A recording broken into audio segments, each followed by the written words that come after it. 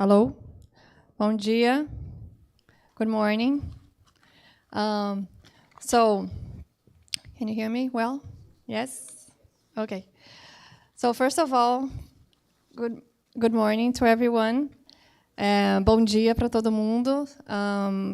Considering I think most of the audience now is English speaking, I'll just do my welcome remarks in English to help facilitate so people don't need to wear the translation for such a long time. So just very quickly, just to give this welcome remarks, I would like to ask Ms. Nina von Sartori from the German Embassy here to join us, Professor Wolfgang Schulz, and Márcio Weickert from the German Center for Science and Innovation in São Paulo. Yes.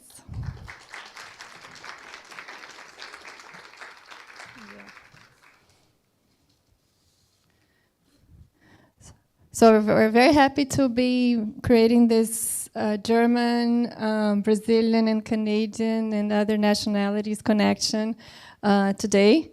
First of all, it's really on behalf of ITS a great pleasure to have you all here, and especially welcoming you all. And if it wasn't for you, we wouldn't be able to have this event today. So thank you for all the support to make this possible.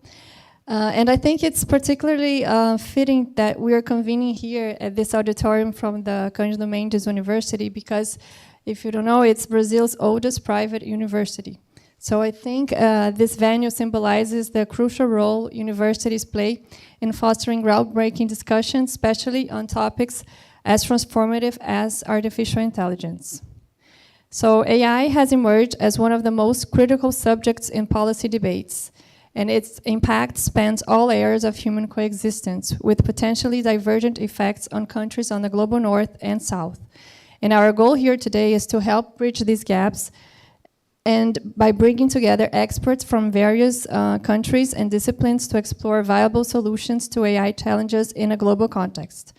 And this event is happening with the backdrop of the G20 in Rio. And tomorrow we'll continue this conversation on a workshop and which will work to help on concrete policy suggestions to inform the G20 discussions. So we're looking forward to learning from the rich discussions that will unfold here today. And with the diverse perspectives, expertise are invaluable in shaping a more inclusive and equitable approach to AI in development and governance. So thank you all for participating, and I wish a very productive and insightful day ahead. Thank you. And just final remarks, all the panels will have options for people to send questions, so we really want to foster the engagement for all of everyone that's here in the room, because in addition to all the nationalities I mentioned, we have people from Colombia, from China, from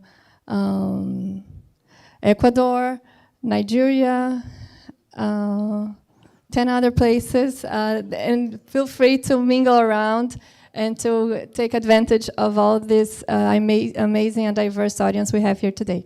So I'll just ask Nina to have welcome remarks. Yes, thank you, Celine. Bom dia a todos e todas. Welcome. I wanted to welcome you in the name of the German Embassy in Brasilia. I'm the scientific counselor. Nina von Sartori is my name. I come originally from the Federal Ministry of Education and Research, and we are very happy to support this conference here, and it is a very important topic for Germany as it is for Brazil and the rest of the world, I suppose.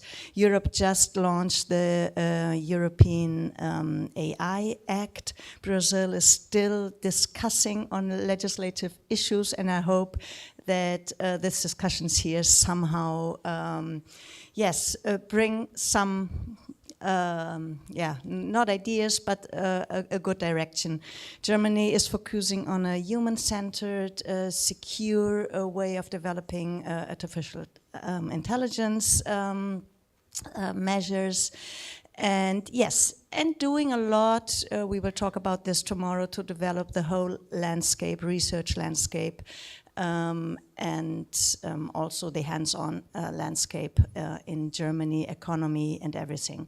So from this we will talk more tomorrow. In this moment I just wanted to thank you for being invited. For me it's very interesting to get to know ETS. I did not know this university so far, so this is for me as a scientific counselor. I'm here for 1 year now, very important. So very much and good luck. Thank you.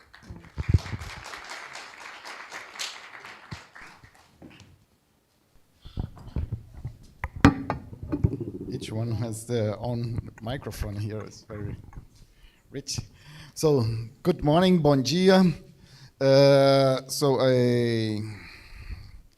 I want to welcome you today here to the AI20 conference.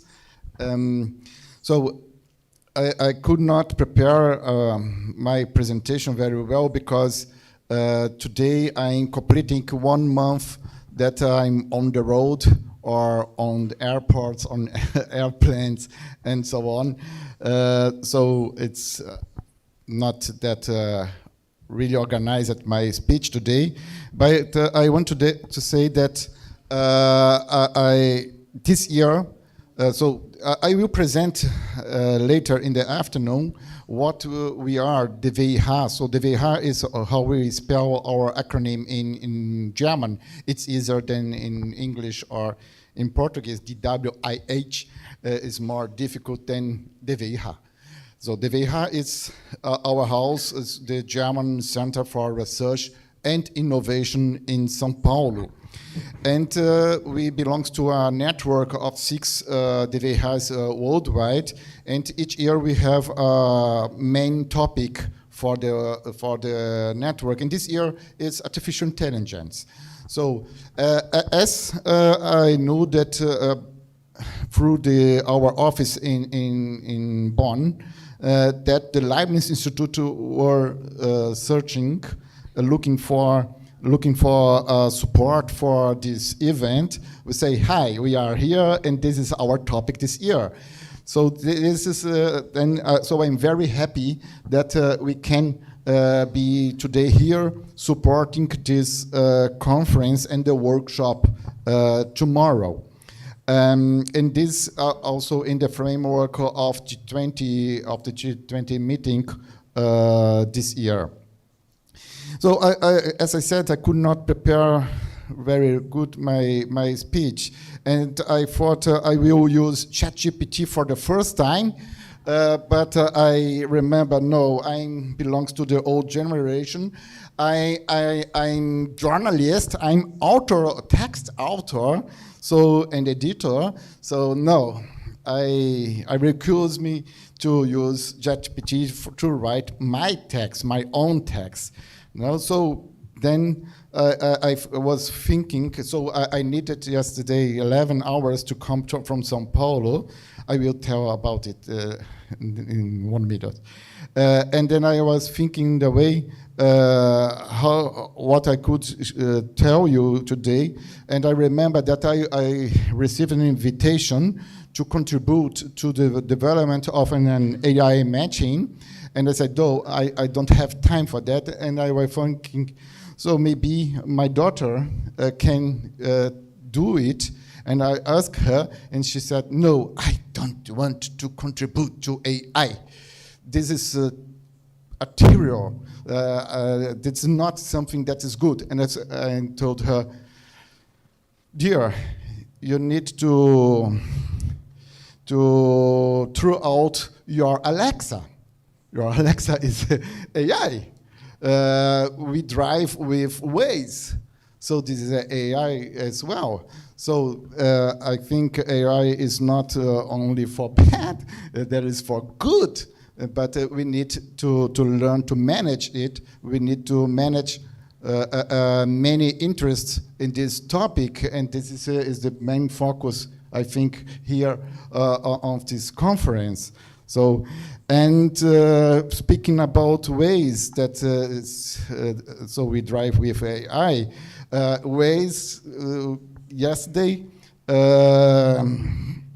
showed that it's not mature enough, because I started in São Paulo about 10 o'clock by car to come to Rio, and he was saying I will come in Rio 18 o'clock at 6 p.m. But at 6 a.m. yesterday, had an accident in the Serra das Araras, and one highway was completely blocked. So as I came and some kilometers before the mountains, there was a stop and go, hours of stop and go, and then immediately it was recalculated to 10 o'clock. So Waze needed to know that this highway was blocked. It needed to show me from São Paulo on that other ways to come to Rio. So it's not working that well. There is a lot of to be done in this way of development of AI. And so, as I said, this is our main topic of our network. And AI in our work by the DWIH, we are managing with many other applications of AI in industry, in medicine, and so on. There are a lot of very interesting topics in these other areas. And so we are very happy to be part or participating in these discussions of the development of AI and so on. I want to thank ITS for hosting us and for this wonderful partnership. Leibniz Institute, also Vincent and Wolfgang, for the organization, for the initiative of the event. And I want to thank as well the city of Rio de Janeiro that is also supporting communicating and allowing us to use the mark of the G20 today here. So thank you very much. So I will speak more about the DWIH later and German funding programs for research and study in Germany. So thank you very much.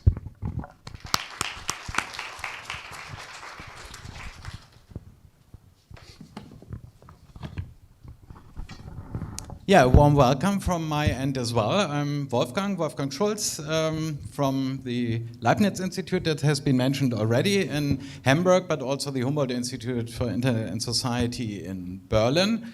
I'm a German law professor. That spells instant boredom normally, but when you're working in the field of AI and the intersection of law and technology, it's a different story, I would say, and not that boring at all.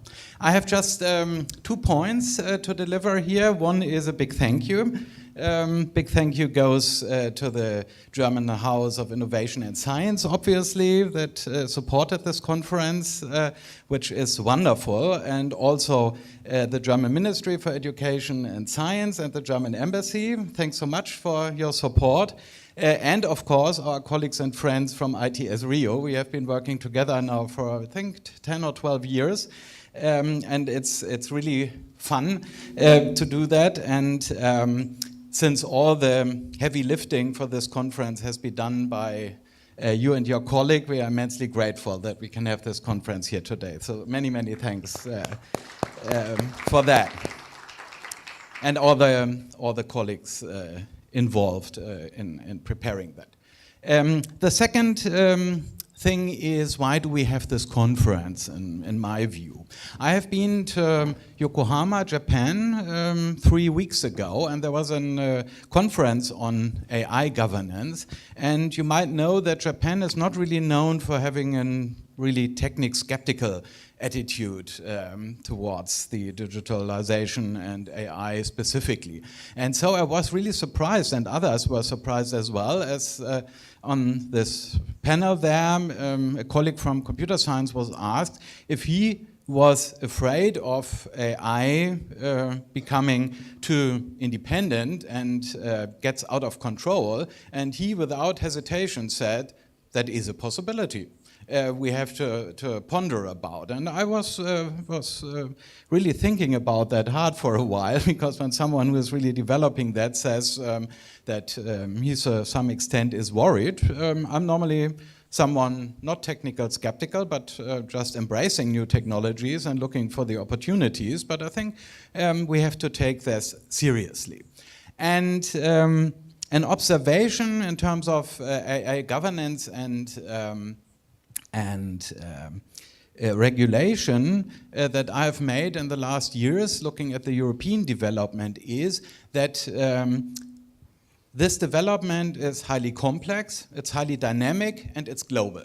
So policy making needs mental models that reduce this complexity and slow down these dynamic and maybe break it down to more local effects so that it's imaginable what and somehow to be handled by the policy makers. That is a normal process, but it's dangerous, because then you end up maybe with governance models and regulations that are outdated. And when you are looking at the famous European DSA, the Digital Services Act, which has become into force completely a couple of months ago, then you will see that that has been drafted with some role models in mind. And even the simple question whether some generative AI applications fall within the definition of platforms is an open one. Nobody really knows, because no one had in their mental model this idea that something like search could be performed by using Gen AI tools and not traditional search engines. So the whole definition in the DSA is drafted in a way that it is really unclear whether it captures these kind of developments. That, for me, makes clear that these mental models are essential. And I think the responsibility we as academic community have here is to challenge these mental models from time to time and say what new developments are there, what new technologies, but also what new practices, social practices around these technologies are emerging, and what does that mean for the mental models with which we do the governance and construe new governance concepts. And I see the day today and our workshop tomorrow as one opportunity to look at the situation as it is right now, to bring our knowledge together and say what has changed, where are some breaking points, where are some tipping points that we identify, and then see how that somehow influences the mental models and translate that into maybe ideas, concepts for policy making. And that Brazil has the presidency of the G20, and G20 comprises obviously the most powerful countries globally. I think it's a very good situation, a very good starting point for bringing some impulses into this debate and maybe challenge some mental models that revolve around AI governance. So that's why I think it's so important that we have this kind of conference, and I look forward to the discussion with all of you very much in the next hours. Thanks so much.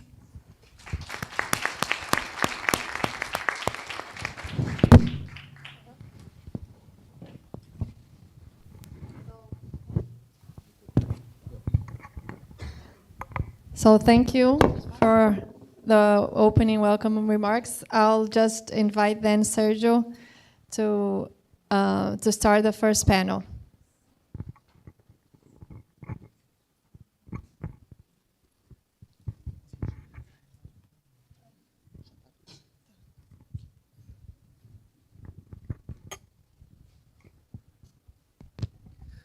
So, good morning to everyone. Bom dia para todo mundo que veio aqui. I would like to invite two people who are here in person to come to the stage. Again, Professor Wolfgang Schulz and Professor Isolde Gendreau. And our third panelist, who is Virgílio Almeida, he will talk to us remotely. Começa com o Virgílio? Aqui eu vejo as perguntas. Oi, Virgílio. Bem-vindo. Bom dia. Bom Obrigado, dia. Sérgio. Tudo bem? Me ouve bem? Tudo bem. Ouço muito bem. Então, Devo ótimo. fazer a apresentação em inglês ou português? Olha, eu pensei no seguinte, você sendo brasileiro fala em português e os nossos convidados falam em inglês e eu me dirijo a eles em inglês e a você em português. Pode ser assim? Combinado. Então tá bom. Pode, Virgílio, pode sim. bom, muito obrigado. É realmente uma honra poder contar com a sua participação no nosso Obrigado. evento, ainda mais falando remotamente. Virgílio, como vocês sabem, é um dos maiores nomes da internet do Brasil, uma das pessoas que mais conhece o assunto no Brasil. Então, é, de fato, uma honra, um privilégio abrir o evento ouvindo o Virgílio. Virgílio, obrigado. Temos 10 a 15 minutos para cada um dos palestrantes, tá bom? Então, o tempo aí é seu. Começa comigo, Sérgio? Podemos começar com você.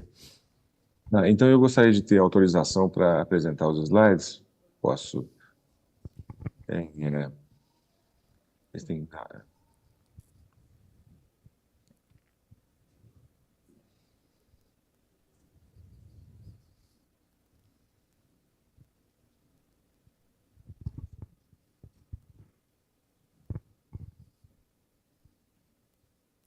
Está conseguindo aí, Virgílio? Precisa de autorização para compartilhar? Eu acho que precisa sim, sabe? Mas deixa eu ver aqui.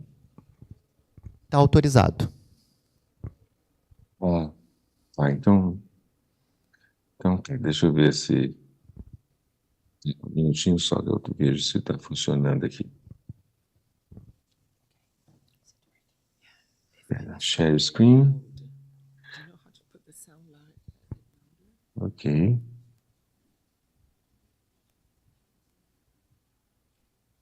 Chegou? Estamos vendo. Posso começar?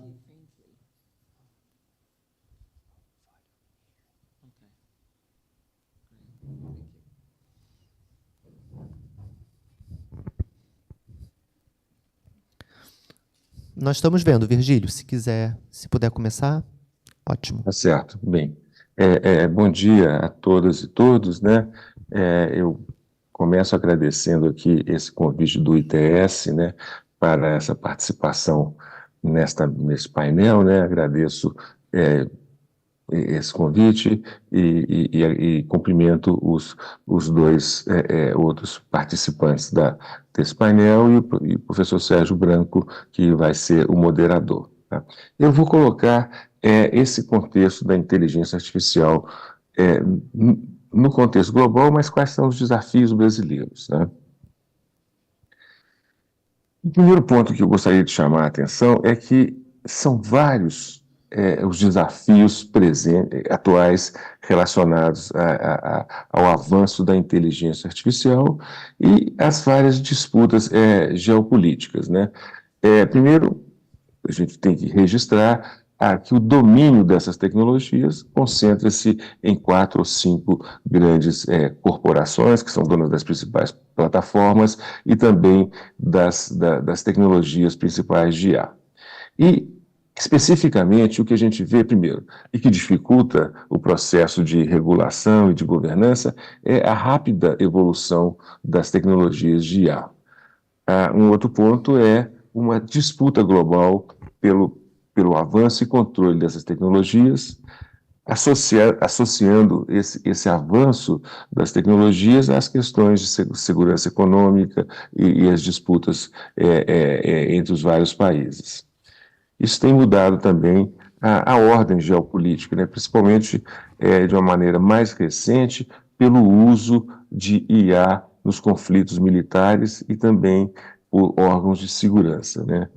E a necessidade de haver um alinhamento da IA, tá, para os objetivos de cada nação, né, no sentido positivo e não no sentido negativo de invalidar certos serviços ou certas disponibilidades do país. Tá? Então, são vários os desafios existentes. E a pergunta que eu gostaria de elaborar um pouquinho mais aqui é quais são os desafios e as oportunidades do Brasil nesta época digital, tá? Nessa era digital. Tá? Então, vou começar com uma maneira bem simples de colocar isso. O que o Brasil tem de positivo e o que o Brasil não tem, tá? Que dificulta o avanço. O que o Brasil tem em termos positivos para avançar nesse cenário de IA são principalmente os recursos humanos potenciais. Potenciais porque ainda não estão preparados mais para esse avanço das tecnologias de IA, mas nós temos ótimos programas de pós-graduação que teriam formas de direcionar recursos humanos para esses desafios de IA. Um outro lado positivo é a disponibilidade de dados do Brasil, como a diversidade grande racial, de gênero, social, em vários setores, né? Na saúde, através do SUS, no meio ambiente, através do IBAMA, na educação, através do INEP. Então, são várias bases de dados, e afinal é um país de 230 milhões de pessoas que representa uma possibilidade muito positiva com os dados associados à sua população. O Brasil tem parte do mercado dos países de língua portuguesa, tem um enorme mercado do governo, né, que é essencial para as startups. O Brasil tem também uma cultura de rapidamente adotar novas tecnologias. Tá? Então, isso também é um facilitador. O mercado de tecnologia da informação cresce a 2 dígitos no Brasil anualmente, e o Brasil tem uma proximidade com o mercado americano e com a fronteira tecnológica. No entanto, o que o Brasil não tem? O Brasil não tem uma estrutura para uma coordenação política e estratégica para o avanço de IA. Está espalhado por aproximadamente 11 ministérios dentro do governo. O Brasil não tem investido recursos em pesquisa de IA e na construção de centros de pesquisa. O Brasil não tem tecnologias avançadas de IA e o Brasil ainda não tem as ações regulatórias necessárias para habilitar o progresso e as colaborações em IA. Então, esse é o panorama mais realístico, né, vamos dizer assim, do que o Brasil tem e o que não tem. Mas, dado esse panorama, o que o Brasil pode fazer? Né? Eu vou mostrar aqui o que seria, no meu ponto de vista, principalmente vindo da área acadêmica, embora tenha tido experiência no governo, né? Mas o que seria essa visão brasileira para o futuro? Eu talvez resumiria isso, que nós precisaríamos pensar numa IA que complementa os recursos humanos, e não que apenas substitui os recursos humanos. Poderíamos até dizer que uma IA é pró-recursos humanos, pró-trabalhadores, né? Quais são os caminhos, então, para o futuro da IA? O primeiro ponto é estabelecer uma visão do que o Brasil quer com esse futuro parcialmente dirigido pelas aplicações de inteligência artificial. Então, um exemplo seria: a IA deve priorizar o bem-estar humano e ambiental, a saúde ambiental, focalizando na justiça, na accountability, na transparência, explicabilidade e segurança. Tá? Esse modelo de IA do Brasil deve priorizar uma inclusão democrática. Lembrando que eu mostrei vários dados, vários elementos positivos do Brasil, mas tem um elemento que deve ser tratado cada vez mais nas políticas, que é a questão da enorme desigualdade social do país. Tá? Identificar setores críticos da economia, da sociedade e democracia posicionadas para beneficiar dos avanços de IA. Tá? E investir na governança de IA. Lembrando que a governança não se restringe apenas à legislação, mas tem as políticas públicas que podem avançar nessa direção. Então, esses são caminhos que o país deveria olhar nessa direção. E quais são os esforços que o Brasil poderia fazer para aumentar ou para buscar uma certa autonomia estratégica no caso de IA e no domínio digital? O primeiro ponto é uma gerência de riscos. Quais são 3 grandes riscos que nós podemos relacionar aqui? Primeiro, impacto da IA no emprego e nos direitos dos trabalhadores, principalmente por causa desse avanço, às vezes, sem as preocupações sociais, com a automação. O uso errôneo ou uso negativo da IA, seja através de desinformação, através de discriminação, através de exclusão. Então, é preciso focalizar também nos usos indevidos de IA. E, por fim, um terceiro risco importante é o impacto ambiental das tecnologias de IA, que requerem grandes data centers para processar e treinar enormes bases de dados. O Brasil deve procurar construir parcerias estratégicas, seja no G20, no BRICS, ou com países de mesma política e orientação. E buscar uma colaboração no que nós podemos chamar de Global Common Goods, por exemplo, uma governança global. Então, como gerenciar esses riscos associados com IA? Primeiro, é importante mencionar que depender totalmente de outros países e de grandes empresas tecnológicas pode, de uma certa maneira, colocar a segurança nacional, em termos de segurança econômica, a segurança política, em risco, tá? E pode também afetar a competitividade das empresas brasileiras, por não terem acesso às tecnologias mais avançadas, né? Então, esse é o primeiro ponto. Se não vai depender dos outros países, então o que o país tem que buscar? Tem que buscar formar recursos humanos em tecnologia de IA, tá? A fim de evitar essa dependência total das grandes corporações. E os governos devem priorizar a capacidade interna para desenvolver IA no país também. Quer dizer, naturalmente, descobrir aqueles nichos de uma economia dirigida por IA que o Brasil pode atuar, já que o Brasil não tem recursos para esse desenvolvimento, a competição com essas grandes corporações. Parcerias estratégicas do Brasil. A pesquisa e desenvolvimento de IA é extremamente cara. Para você ter um exemplo, a Amazon, segundo a Bloomberg, a Amazon em 2023 investiu 80 bilhões de dólares no desenvolvimento de tecnologias de IA. Então, o Brasil não tem condição de disputar com esses grandes recursos, mas é importante colaborar. Tá? Uma cooperação internacional que segue regras democráticas e que prioriza uma IA responsável. Uma colaboração para avançar a IA na região, na América Latina, por exemplo, na América do Sul. E uma cooperação com países de mesma orientação e visão política, né? Por exemplo, para compartilhar recursos de infraestrutura. A cooperação global. Primeiro,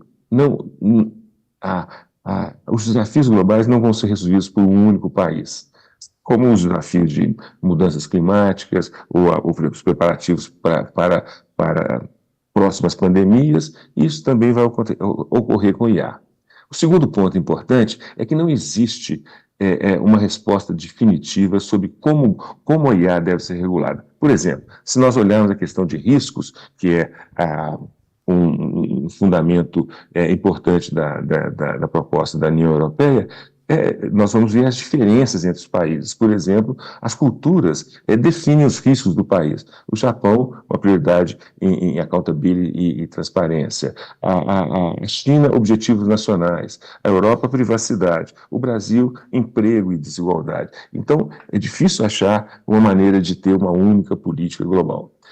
Os países devem trabalhar juntos para utilizar a IA na consecução, na busca de alcançar os objetivos de desenvolvimento sustentável. Né? E, finalmente, desenvolver instituições regulatórias que mantenham certos tipos de aplicação que são colocadas como aplicações que podem fugir ao controle ou à supervisão humana sobre regras estritas. Né? Finalmente, sumarizando aqui os principais pontos. Quais são as principais iniciativas para o futuro de IA nos países em desenvolvimento? Primeiro, investir em ciência e tecnologia para IA, estabelecer uma cooperação internacional de pesquisa em IA, trabalhar em conjunto com outros países para criar uma infraestrutura compartilhada de IA, por exemplo, nos moldes do CERN. Não naquela escala, mas nos moldes usados pelo CERN. Desenvolver uma força de trabalho qualificada, encorajar um alinhamento da inteligência artificial com valores democráticos, com a cultura, por exemplo. Nós temos a língua portuguesa e temos as várias e diferentes línguas dos povos indígenas. Como preservar essas questões no mundo da IA generativa? Implementar uma governança de IA que promove progresso e endereça riscos, né? e minimiza riscos. Governança através de políticas públicas também, não apenas legislação, e, no caso global, através de princípios e instituições. Só para concluir, a Academia Brasileira de Ciências também propôs um documento para o avanço da IA no Brasil. Esse documento tem 5, 6 eixos principais, com a formação de recursos humanos, com várias propostas, o uso de IA na educação, que é um setor crítico no país, investimentos em IA de longo prazo, uma regulação de IA e uma regulação ou políticas para a governança de dados. Então, essas são algumas das principais ideias que eu queria trazer aqui para essa discussão organizada pelo ITS. Obrigado.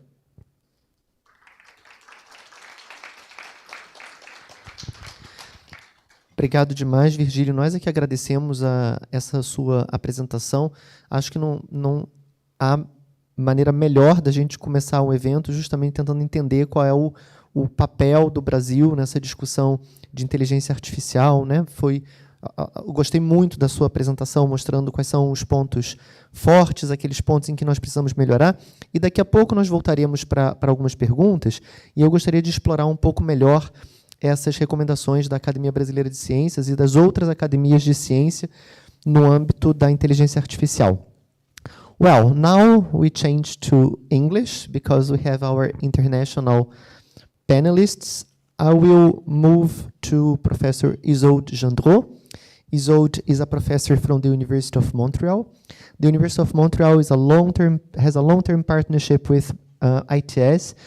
We have law school.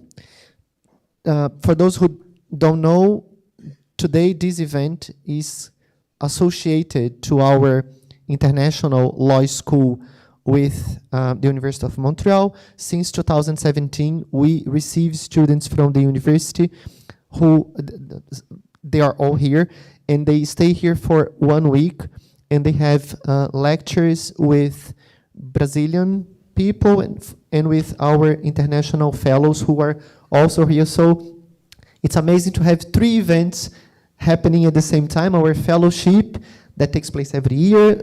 This year we have 10 international researchers in Rio. The ITS Law School with the University of Montreal, and this event that it's an open event about artificial intelligence. Isolde, thank you so much for your collaboration. It's always a pleasure to be with you, and it will also be a pleasure to listen to you and your comments on artificial intelligence. Thank you so much.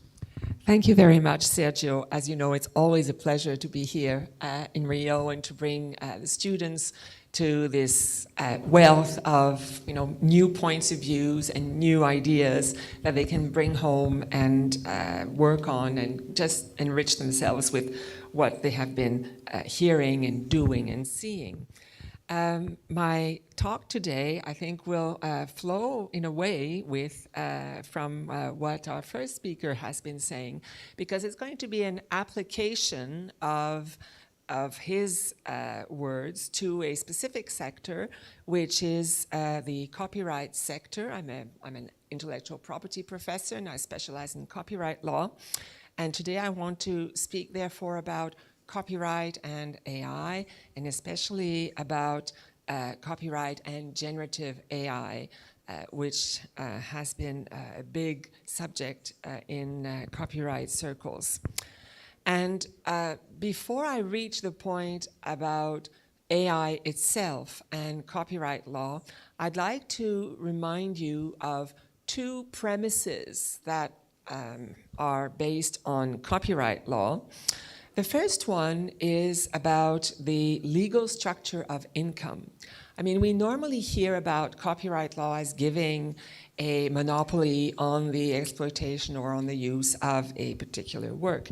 But I think we can also see copyright as a way of structuring income flow in society. Now, there are many ways in which our incomes are structured. We can receive a salary. We can receive commissions on sales, for instance, like real estate agents. We can receive honorariums, fees, professional fees that, for instance, lawyers obtain from their clients. And we can even see bartering as a form of income because we're exchanging value and we're hoping to improve our value with the exchanges that we make. So I like to see copyright law as a system that provides a structure for income for authors and members of what I will call generally the creative classes. Authors and members of these creative classes that meet the requirements of the Copyright Act. Not anybody can obtain remuneration through copyright law, only those who meet the criteria set out in the statutes and its entire environment. So not only the rights, but also the situations where there are exceptions. So this is an income flow which basically is derived from market penetration. If you take, the basic example of a book that is sold on the market, we're not surprised that a very popular author who sells millions of books earns more than the poor poet who's managed to sell only 5 books to his family and a friend or two. So the income that is derived from copyright law is an income which is based on the outreach to the public that consumes the works that have been created. So initially, these rights were seen as exclusive rights. If I'm not happy with what a publisher is offering for the publication of a book, I can always say, well, I'm not going to publish with you. That's my right to say, no, I'd rather publish with someone else. So this is the basis of the relationship, the negotiations that take place. And this has been going on not just for selling hard material, hard copy works, but also for selling performances of works, concerts. When you have big concerts, you can expect the performers and the authors, the composers, to receive more remuneration in a big concert with thousands of people in the audience than in a much smaller, nightclub, jazz club type of situation. With time, we've seen that there are some phenomena where there is market penetration, but it's difficult to apply this exclusive right, this right to say no to its fullest extent. So we've developed the notion of equitable remuneration, so that, yes, for instance, photocopies, I'm really talking about older technology because it's all there, at the start, and we're just going to be moving forward. So yes, lots of photocopies are being made, and that means that more people are actually enjoying the works than the number of books or CDs or movies, DVDs that have been sold. So because of that, copyright law has developed this notion of equitable remuneration schemes so that authors and other members of the creative classes can obtain remuneration because there is this wider audience that is being reached. So this is my first premise. The second premise, which I've already hinted at, is that is a very obvious truism in copyright law, and it's the fact that copyright law has always evolved with technology. The need for copyright law started with the printing press, and since then, we've seen the expansion of copyright law with a technology that allows people to create more works or different kinds of works, and technology that helps to disseminate works to broader audiences. So with technology that creates works, we have, for instance, the very first type of work created with technology, which is photographs.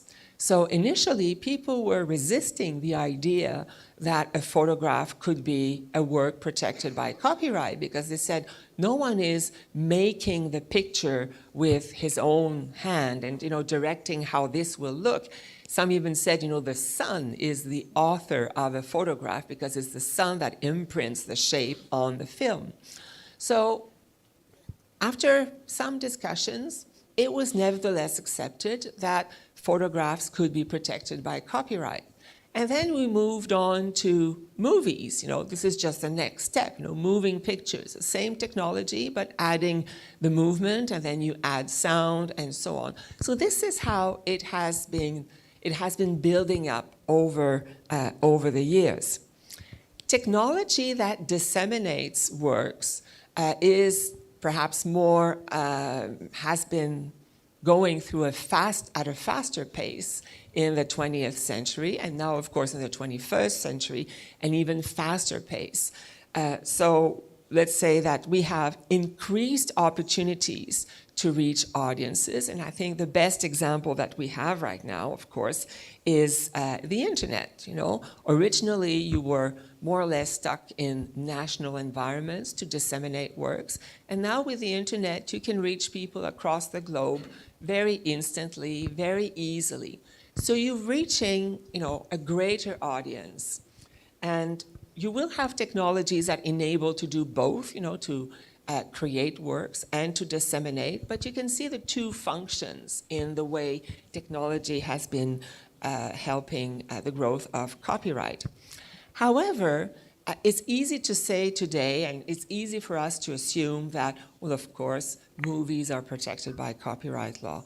Of course, somebody who writes a novel on a computer instead of writing on a typewriter is going to be protected just as much as the author initially who wrote with a pen. These are all situations that we consider in retrospect very easy, but actually some have not been adopted as easily as others. And I'll give you one example of this, and it's the issue of playing music or having television screens in hotel rooms. Now, you may think it's very normal to see a television screen in your hotel room. Should there be copyright paid because there is a person or several watching watching the program on the television? This is something which is based on the right of communication to the public, which is part of copyright law.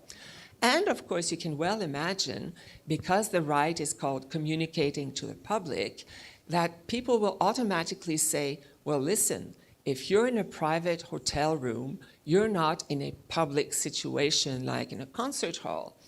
But case law over the years has enabled us to accept that even though people are in different hotel rooms, they are nevertheless part of that wider public that the television signal is targeting. So this is a story that actually began in the 1930s, and you started to have cases in the US, in the UK, even in Canada, and also in France. These are countries I've been studying for this, in the 1930s that created this situation and made it much more acceptable to consider that it's part of this right to communicate to the public. But lo and behold, in recent years, the Court of Justice of the European Union has again held hearings on this particular situation. So nearly a century after, the issue is not as settled as we may imagine. And the reason I'm giving this example is simply to say that there will always be opposition to the recognition of a situation that should generate royalties for authors and the creative classes. If this can happen with the broadcasting of very old radio and TV signals, well, imagine what it's like when it's for sending out internet, streaming and downloading activities. So it's not always easy, and it doesn't mean that because there is a very negative reaction that we should say, oh, well, no, they've decided that it's not worth protecting, it's not worth generating income, therefore, thank you, we understand, and we're not going to press the case again. No, this is not how this kind of situation should develop. So, of course, now that brings me to AI. And what I want to start with by talking about AI is we have to call a spade a spade. AI is actually computer programming. And it's not much more than that. It's very sophisticated computer programming, but actually it's computer programming. And we mustn't be fooled by the vocabulary that has been accompanying all the digital revolution, starting with computer programs and then diffusion on the internet and now AI. We've been talking about computer languages. We've been talking about translating a certain computer language into another form. We talk about computer systems having memory. We even talk about having phones. How many people use their iPhone or other phones as a real phone? Not very often anymore. But it's much less intimidating to call this device a telephone than to call it a computer. So this makes it a lot more acceptable, and it makes it look more inoffensive. And it's the same with artificial intelligence.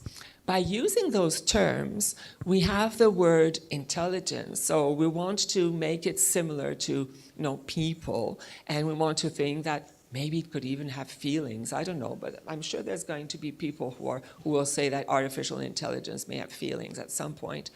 And this makes it something which is more approachable.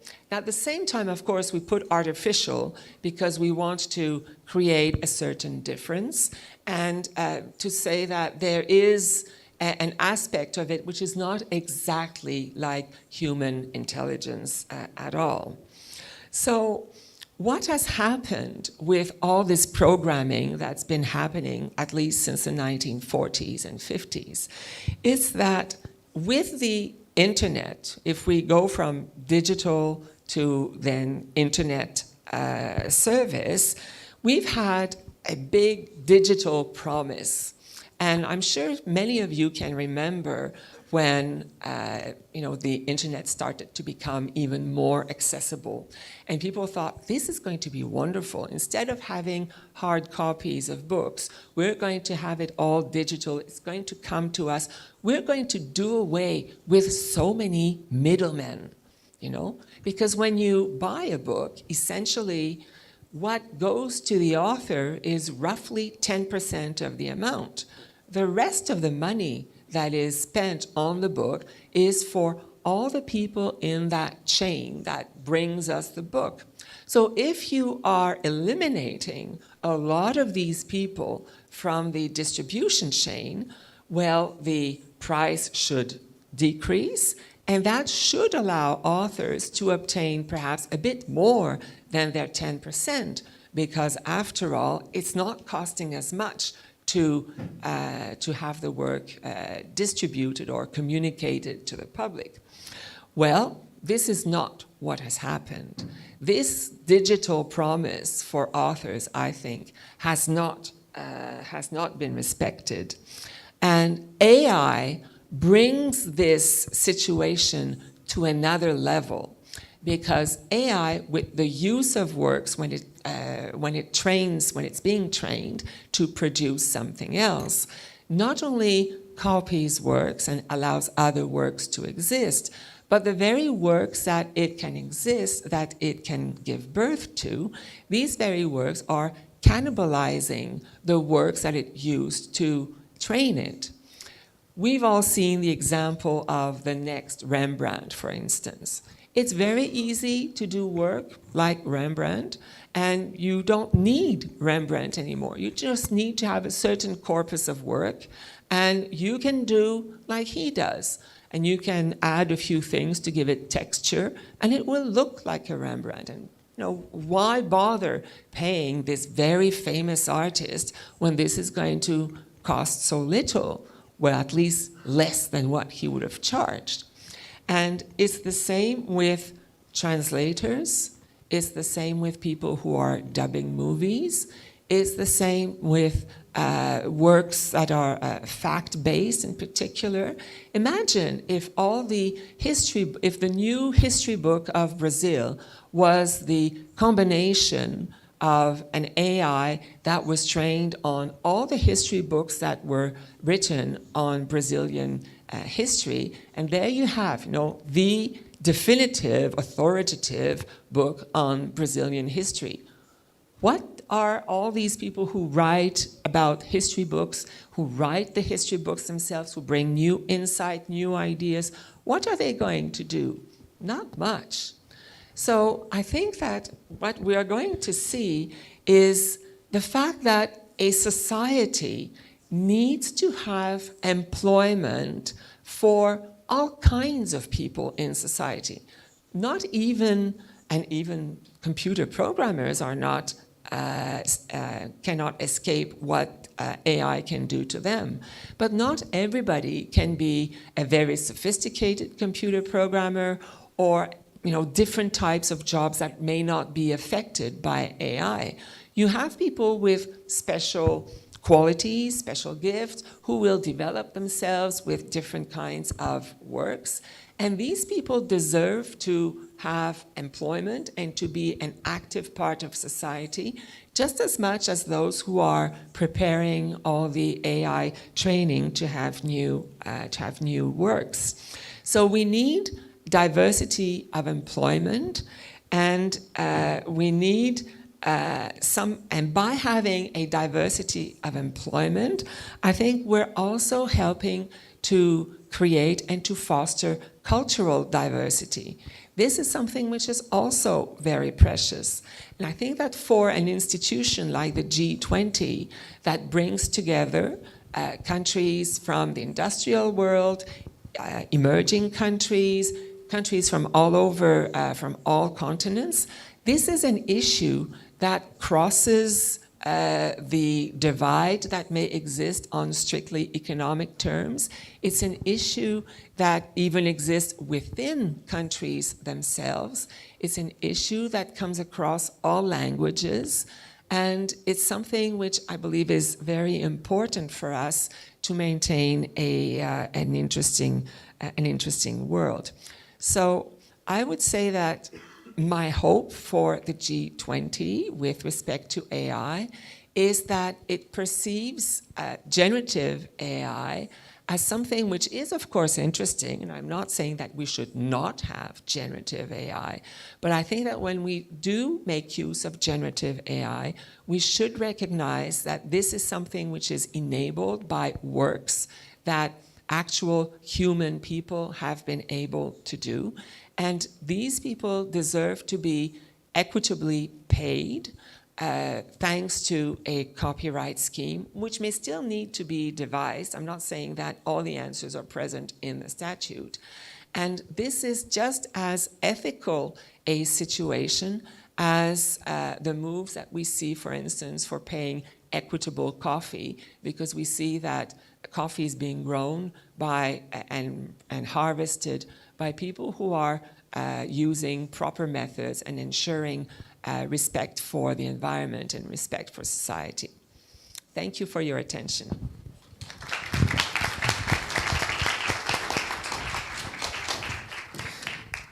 Isolde, thank you so much. It's always delightful to listen to you. And as you know, I also work with copyright, so it's wonderful to listen to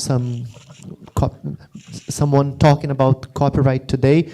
And for those who have worked with internet for a long time now, we know that perhaps the first challenge in the internet 30-something years ago was copyright. It was the first big problem that internet had to face.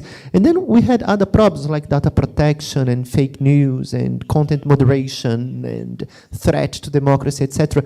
But now with artificial intelligence, it seems that the copyright issue is again in fashion, and it's again a huge problem because we have to deal with all copyrighted works that are used for AI system training and all the doubts we have concerning to whom belong the copyrights of something that is created by artificial intelligence systems. So thank you so much for sharing your thoughts on this topic.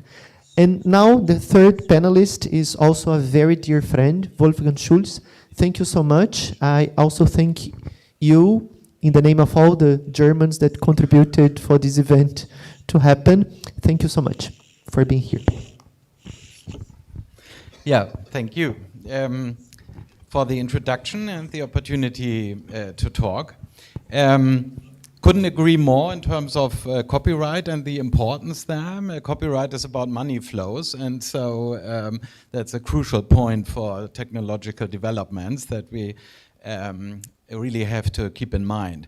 I'm also I've learned a lot, and I'm grateful for your presentation because it carries home my argument at the beginning also that mental models are important, because you challenged just the mental model that arises when you are using the term artificial intelligence and contrasted that with just seeing it as a computer program, which is a completely different model in mind to talk about artificial intelligence. And these kind of challenges, I think, are absolutely crucial, that we look at this phenomenon from different perspectives and analyze the mental models and the differences they make.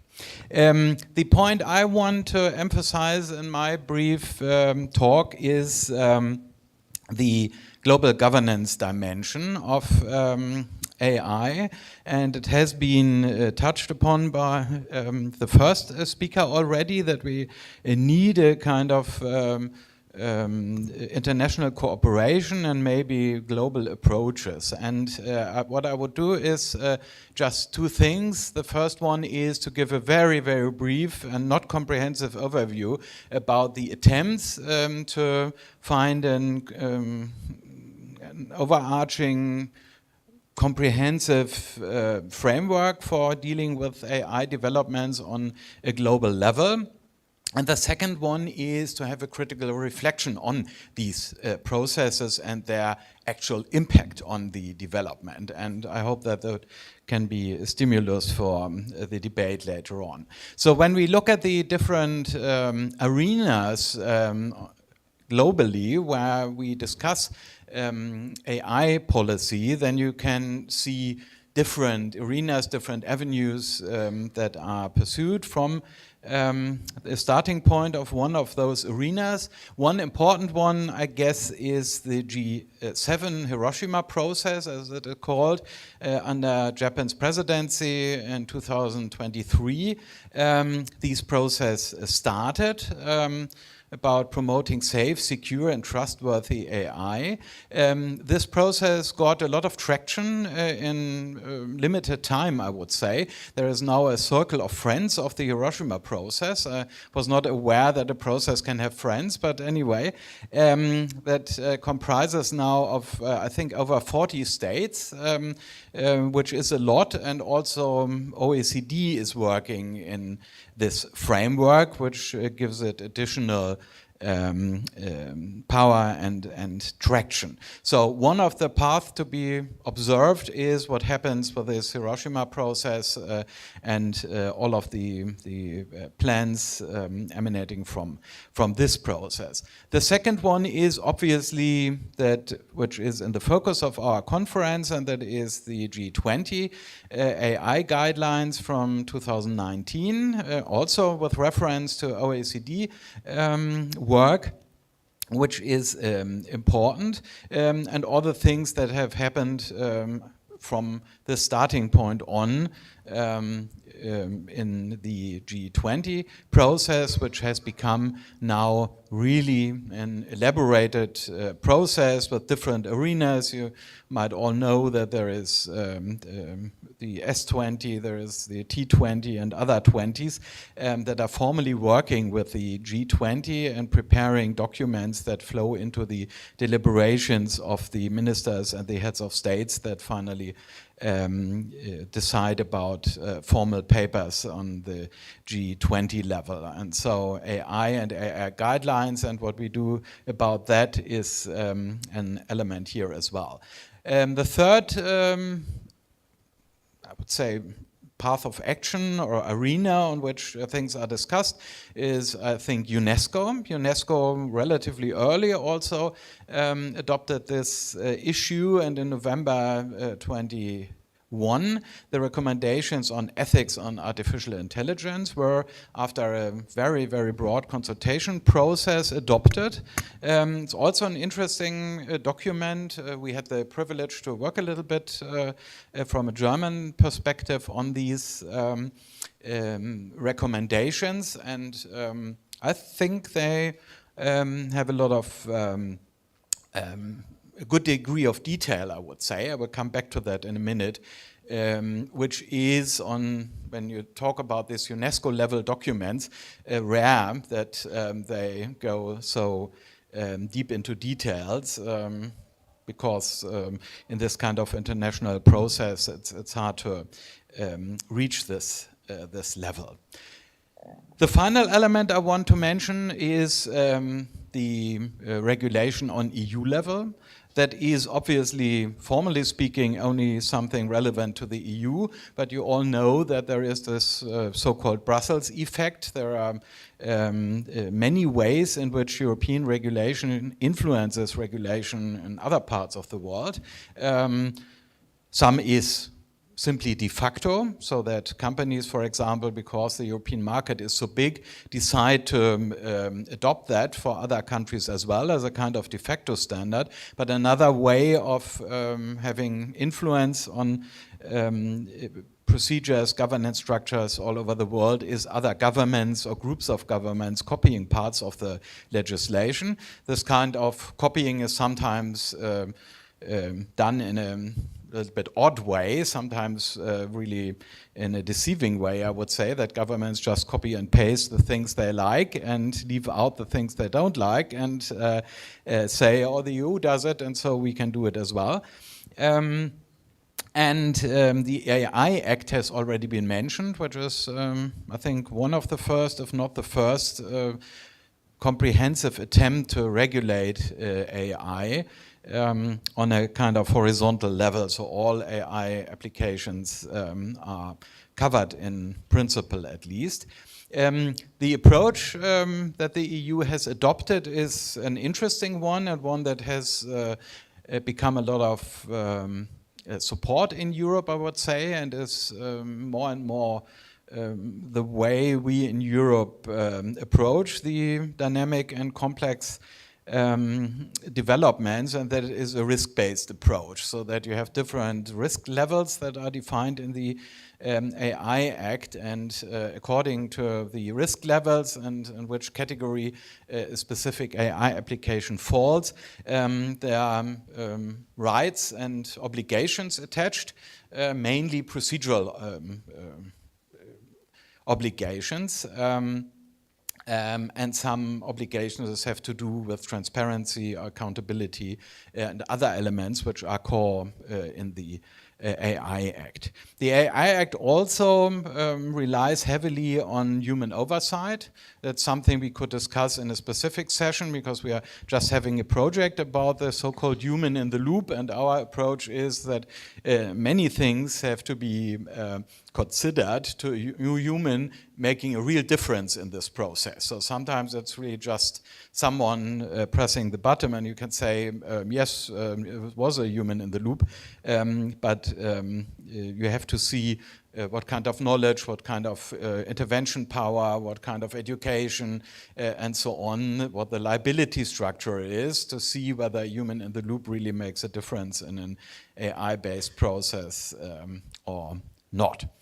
And additionally, of course, you have, and copyright is a prominent example, you have a lot of governance on an international level also that deals with specific issues, not AI specific, but with a lot of influence on the development of AI. So that's a very brief and, as I said, definitely not comprehensive overview of our international attempts to create a governance framework in which AI develops in a, as it is very often put, in a human-centric way, and some risk of AI developments can be, to some extent, be mitigated.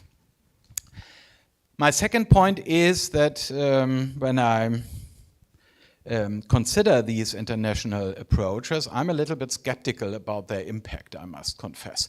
And I will mention 4 points here which make me doubt the real-world impact of these developments.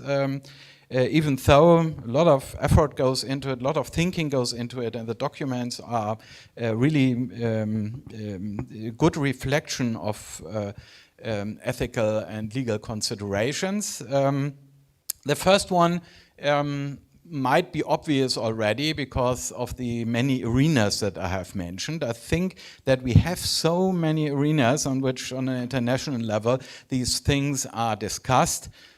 Can to some extent be helpful, but it can also be a stumbling block, because it's unclear which paradigm, which regulation actually prevails, and what actually can have an influence on the development and employment of AI. That is, of course, hard to solve this problem. The only thing is that a little bit more coordination between the different arenas, I think, is called for. That's something where the national states have a responsibility, I would say, because they are included in most of the processes, but also the academic community that is by definition global and can have an impact on all these procedures. That's the first one. The second one is, and I hope I don't lose many friends when I mention that, because I know that many here in the room have had put a lot of effort in these kind of procedures. And our institutions as well, so I'm criticizing myself as well when I do that. I think these kind of multinational and multi-stakeholder procedures have a tendency to circle around themselves, and sometimes the processes become some self-referential processes where it is a success just to have established a new group or have one sentence been adopted in a document, in an outcome document, but what the real world effect actually is remains unclear. And sometimes we lose, I would say, self-critical again, we lose sight of the real problem we want to solve and the impact that specific measures we suggest have for solving these specific problem. That is a little bit worrying, because the more elaborated these procedures become and more subgroups and cross-cutting groups and so on, the more elaborated this whole system becomes, but the risk of being very self-referential increases. And I don't really have a good solution for that, but I just wanted to put it out here because it's we are all agree, I think, that the problems we are facing and the challenges there are so huge that we cannot afford to lose sight of the real problems. The third point is that, and again, it's hard to say how we can really change that, but we should discuss it, I would say, is that this high-level principles that we design are hard to be translated into actual practices. And I share a conversation that was really something I thought about later for days and months. We were invited, the big company in the US that has AI-driven recommendation systems for job applications. So you can, when you are looking for a job, you can give your profile and then there come some suggestions. And there were a group of ethical and legal experts in the room, and the programmer said, we have seen that we are reinforcing stereotypes. We are suggesting typical female jobs to women on this platform. How can we change that? And the whole room full of world-renowned ethic experts said, yeah, that's a problem. Yes, you shouldn't do that. And what should we do about that? Silence. And there was not one practical solution what these programmers should do to reflect on that and change that. And that is worrying. So how do we come from principles to practices? We actually had in the NOC, the Network of Internet and Society Research Centers, a network where ITS plays a huge role and is material for this network, had a kind of pilot project where we tried to bring principles to practice, and we could see it works, but it is really something where we need new tools. We need research sprints, we need research, interdisciplinary research clinics and things like that to do that. It's not something that is just done in a day and hard thinking about that. It's more complicated, but I think it's called for that we as an academic community to do more in this along these lines. And the last point is, and again something we could argue about, is I see limited efforts to work with the industry here. And when we see that AI development is mainly driven by research inside of companies, then it is hard to say how we can come from principles to practices when we not work with the industry directly and see how our ideas for practices can translate in something new that really is later on part of the heavily used AI out there. And so I think that's something we have to discuss as academic community, and all stakeholders have to reflect on in these global procedures, so that we can actually have this human-centric AI development that everybody is calling for in the products that everybody uses, and not just in some academically developed prototypes. So I hope that was not too critical at the end, but I felt the need to to share my thoughts. And with that, I hand back to Sergio for the discussion. Thanks so much for your attention.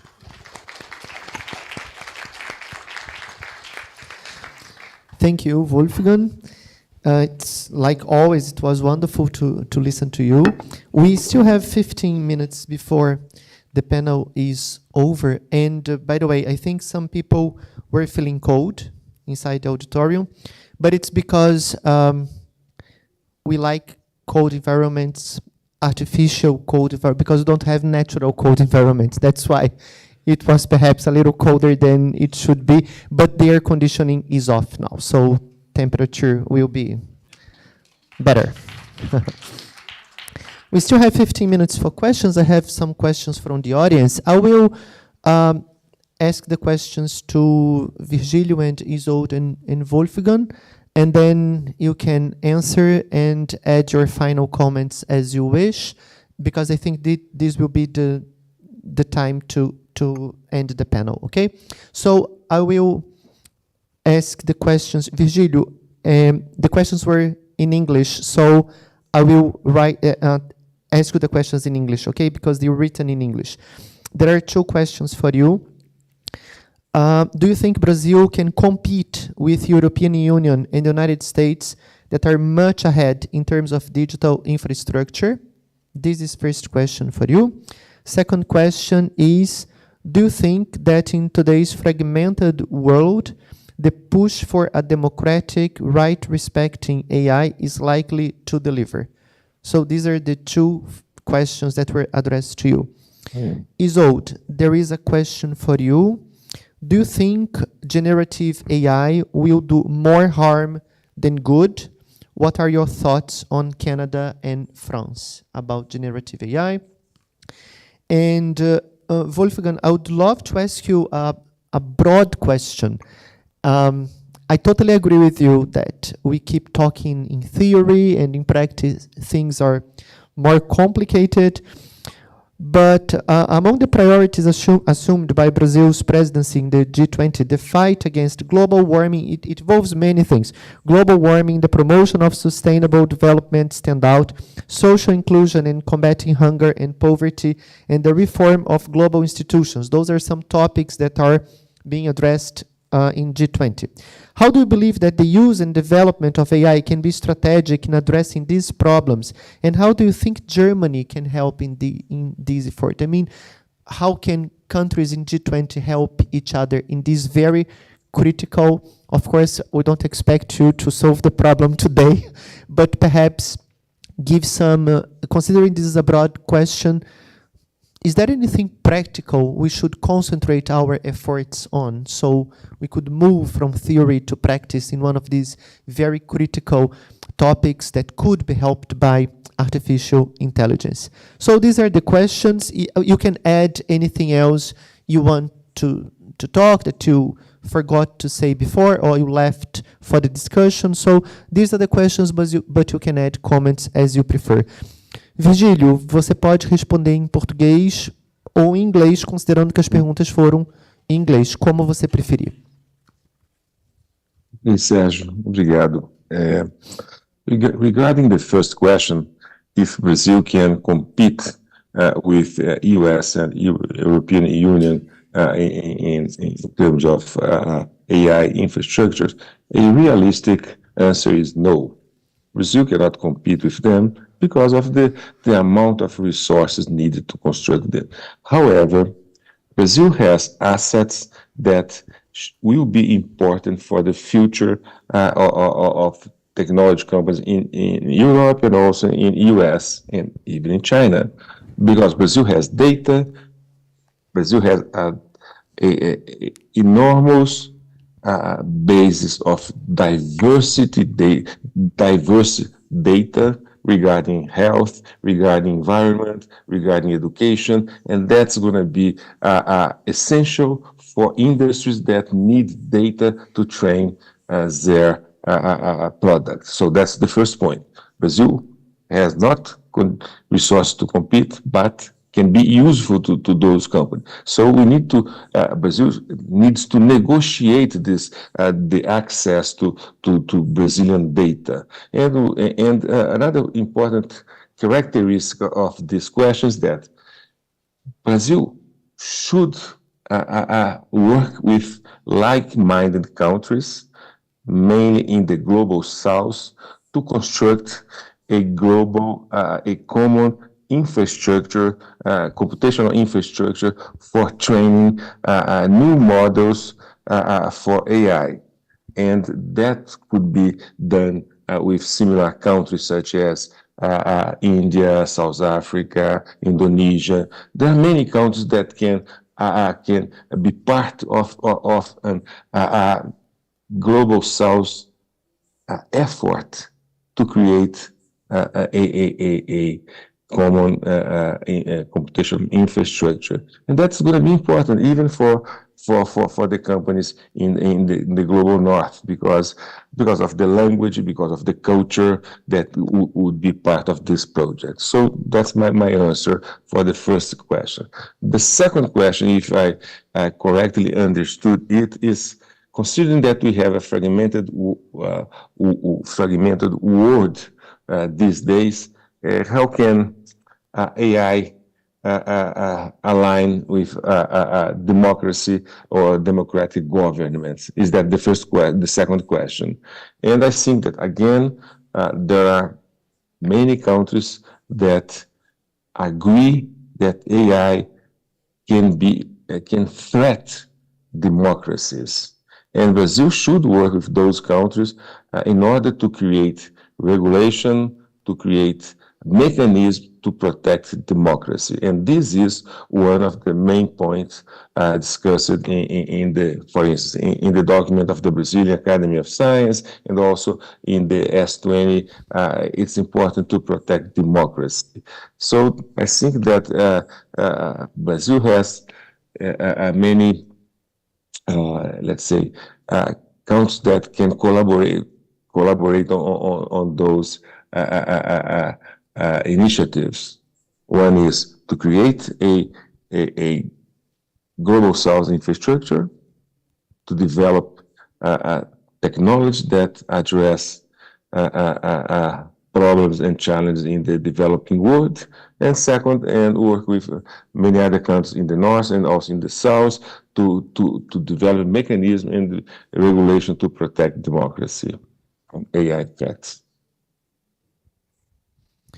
Okay, Virgílio, thank you so much for your answer. So, Isolde. Yes, thank you, Sergio, and thank you to whoever has asked the question. I don't think that a technology in itself is either bad or good. It all depends what you do with it. I know this is a very standard answer, but I think that it will be good if it respects others. And I think it will not be good if it does not respect others. I think that's what makes the difference. And the first respect that we need to uphold is paying people for their work. I think this is extremely basic, but it's at the heart of what this copyright debate has been about.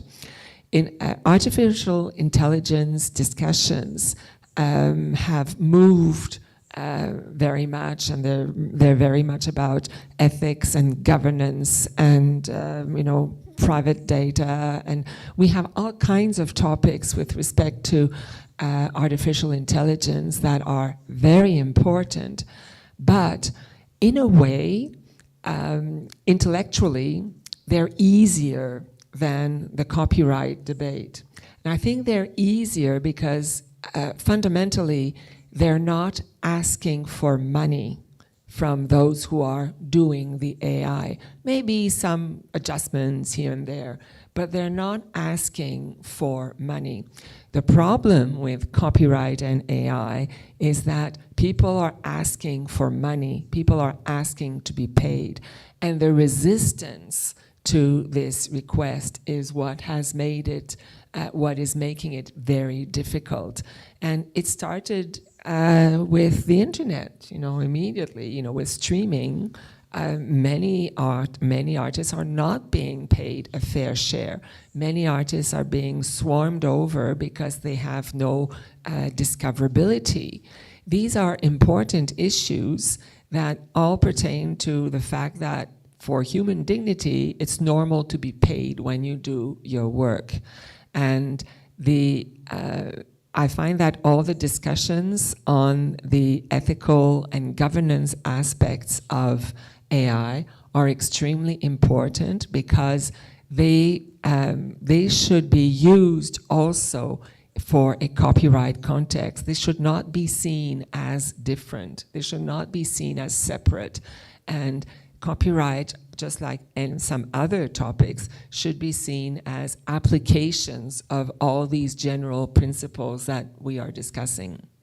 And if computer programmers can create AI the way they are creating it and the way they will create it, if they can do that, they can create systems to ensure remuneration. I'm sure it's not difficult, but the will has to be there. Thank you. Thank you. Thank you so much. Wolfgang? Yeah, thanks for the questions. If I remember correctly, it was, can AI contribute to the sustainability goals and concrete suggestions for G20 to be more practical, and what can Germany do? Perfect, yes. So the first one, I think definitely AI can help to reach the SDGs. And it's a delicate balancing act from time to time. I remember, sorry, it's just anecdotal, I cannot give you the study. Remember that there was a research out there discussing what impact AI could have in optimizing flight routes of airplanes and flight levels of airplanes to save energy, to save fuel, which is a huge amount of the cost of airlines right now. And the study came to the conclusion, as far as I remember, that this AI process would consume more energy than would be saved by the outcome. So there would be some saving. The models told us that there would be some saving in fuel, but if you look at, based on the current technology, so the graphic chips, new generation consume less energy much less energy than the former generations. So I would say yes, but it's really a balancing act to see where it makes sense and where not, because right now AI also is working against sustainability development goals because of energy consumption and other things. So that's the first thing. But I personally are optimistic that there are a lot of things to be achieved with AI in terms of these goals. And it's not just the traditional sustainability things, but also education and the other things that are in the SDGs. The second one, what could G20 do practically? Two things, one related to the sustainability goals, and that is I would love to see an initiative to promote public interest AI.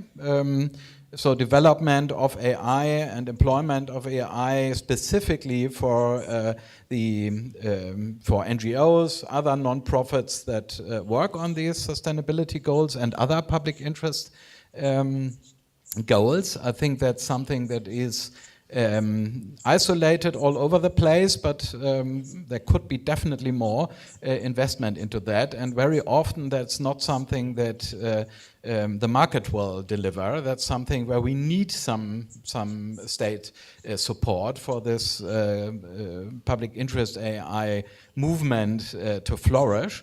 And the second one is there are a lot of, I think, really impressive results from research centers dotted all over the world about AI safety. and connecting these centers and enabling them to have more collaboration and sharing their resources and have maybe some more separation of work to make it more efficient and effective in the end is something that the G20 countries should support. And it's the ideal time to do that because the centers are already there and they are doing good work, but we could elevate that to a new level of impact if we had more collaboration there. The third one, what could Germany do? I hope Nina from the embassy wouldn't mind, but I think Germany had so many other things on the plate that AI has not that much priority as I would love it to see. On the other hand, what Germany does and has been doing constantly, and not many countries do that, they are really committed to multi-stakeholderism. And in the coalition treaty of the actual government, there is a notion that Germany is committed to multi-stakeholderism, and I think that's something to build on, that could be further developed, and that many things that the multi-stakeholder community around AI governance is planning to do, Germany could be a partner there, a partner in diplomacy, but maybe also a partner in funding. Wonderful answer. Thank you so much, Wolfgang. It is the end of first panel, so I'd like to thank again Virgílio, Isolde, Wolfgang for the presentations. I'm very proud that we started at 10 and we finished at 11:15 as promised, and then we can go to coffee break now. Thank you very much. See you soon.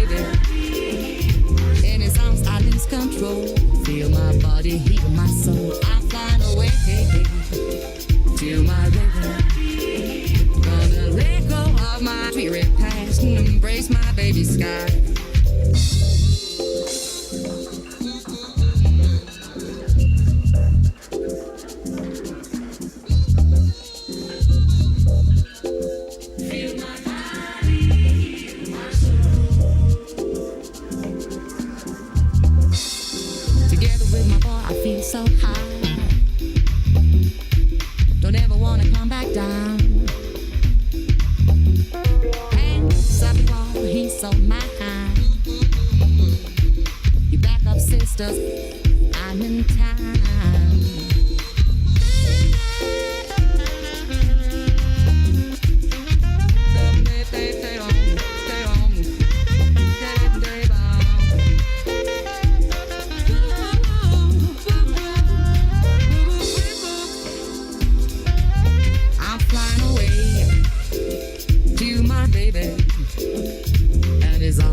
Control, feel my body, heal my soul. I'm flying away to my baby.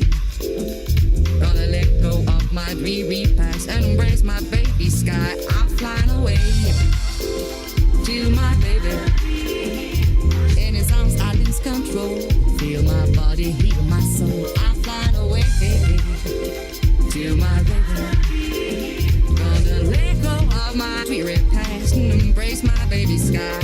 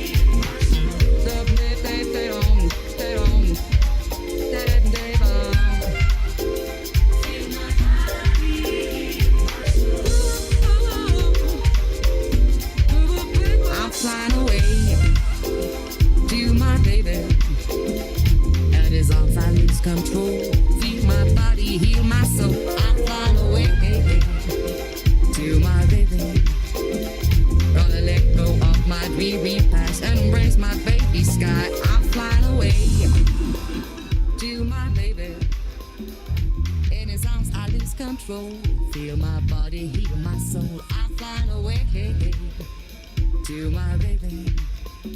Gonna let go of my dreary past and embrace my baby sky.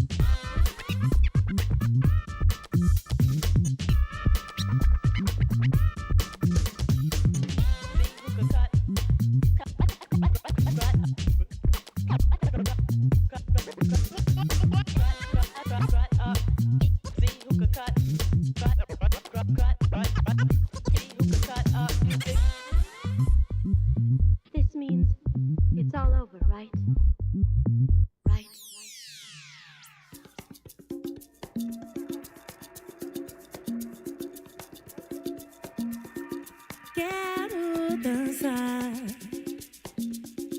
nessa noite em lua cheia.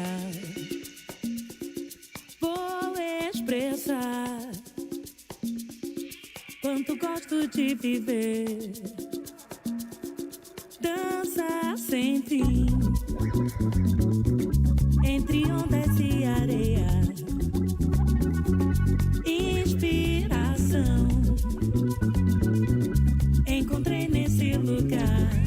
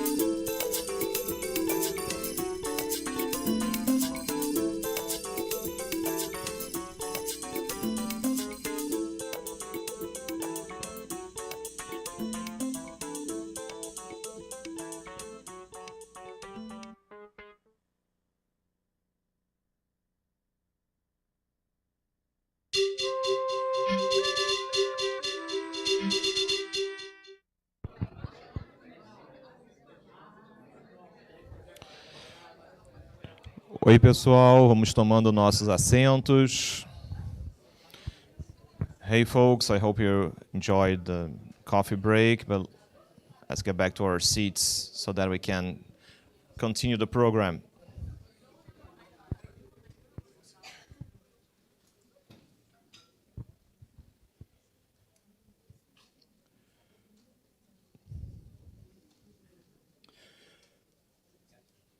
So hi everyone, welcome back. I hope you guys have a great time in the coffee break, and you guys are enjoying the previous panels. I'm Carlos Afonso. I'm director of ITS, and I'm going to host this panel. It's a shorter panel, but it's a panel that I think it's really important to offer a couple of examples, and at some point offers a good segue to the panel that we were hosting before the coffee break. So this panel is called Fireside Chat. So just for housekeeping, it's supposed to be a fireside chat. So we'll be not running like longer presentations, but going through questions and answers with our panelists. And the topic will be developing AI, going through a private sector perspective. And for that, we'll have, and I'll invite to join me on the stage, Laura Galindo from Meta, Open Loop. Can I ask you for a round of applause for Laura? And Nicolas Andrade from OpenAI. Nico, would you join me as well?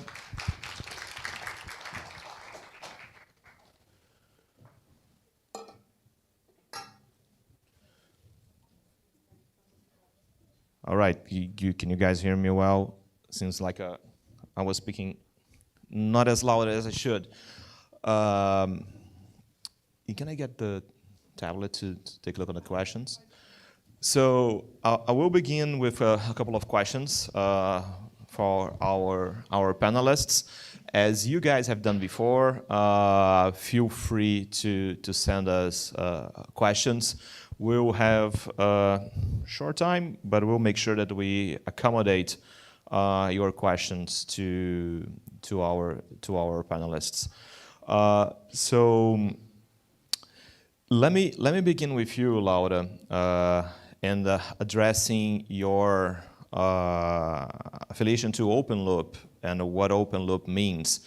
We'll begin with something very specific, and we will be progressively enlarging the scope of our conversation. But one thing that comes to mind when we think about AI is how different players, different stakeholders end up engaging in the whole conversation about AI developments and AI governance. And as far as I understand, Open Loop serves as one of the good examples on how can we sketch out the interplay between those different stakeholders. Can you start just saying a bit what is Open Loop, and how do you see Open Loop in this broader picture of stakeholder governance and developing and deploying AI? Thank you so much. Can you hear me? Yeah. Yep. Thank you so much for that question, Carlos, and thank you so much for all the organizers, ITS, for this great opportunity to be here today, and my fellow panelist, Nico. Thanks for this panel. So, what is Open Loop, and what role do we fit in the kind of the global governance landscape?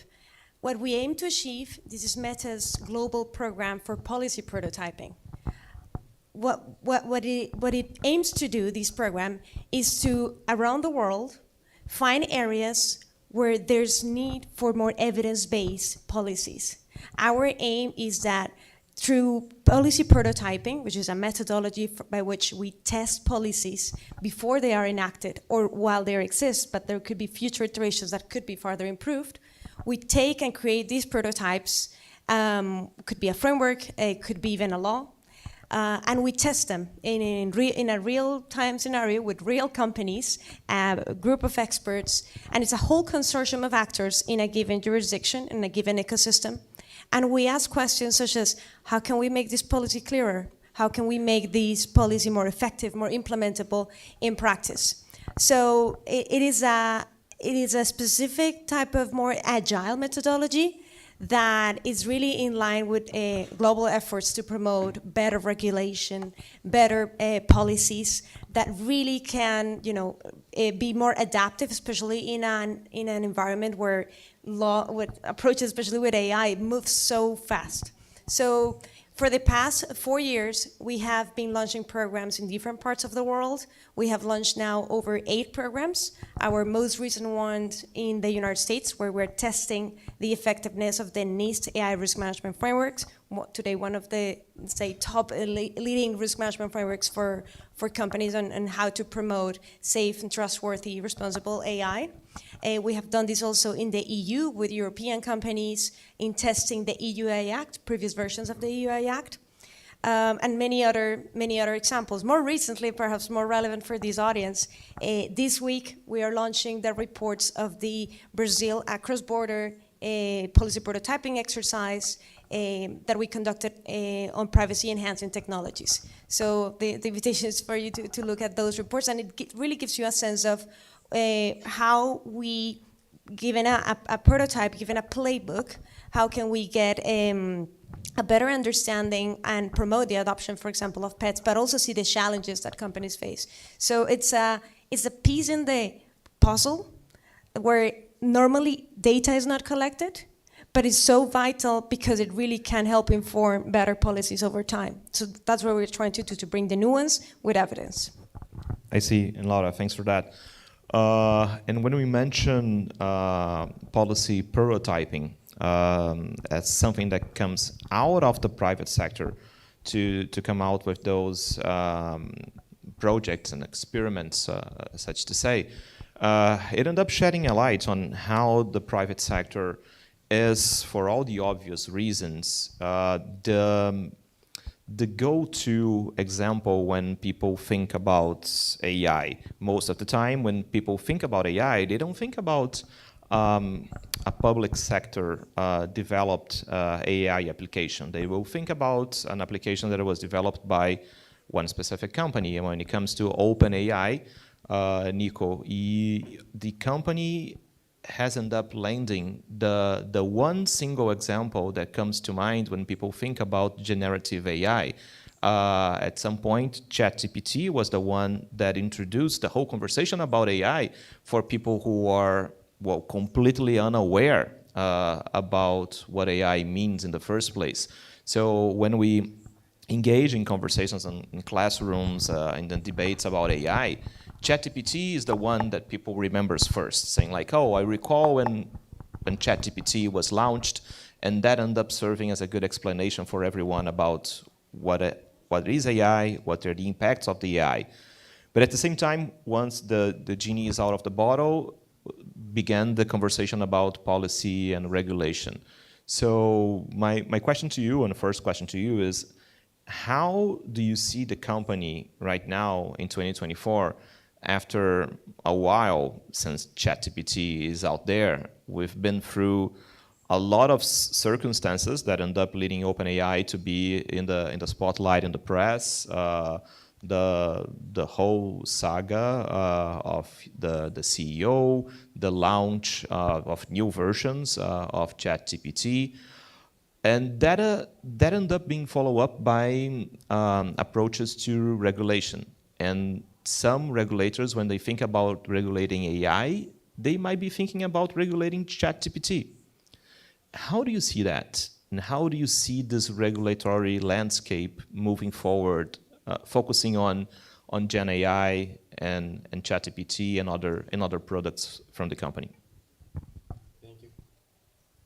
I end up giving you like 3 or 4 questions, so as you probably realize now, so feel free to pick like 2 and 3.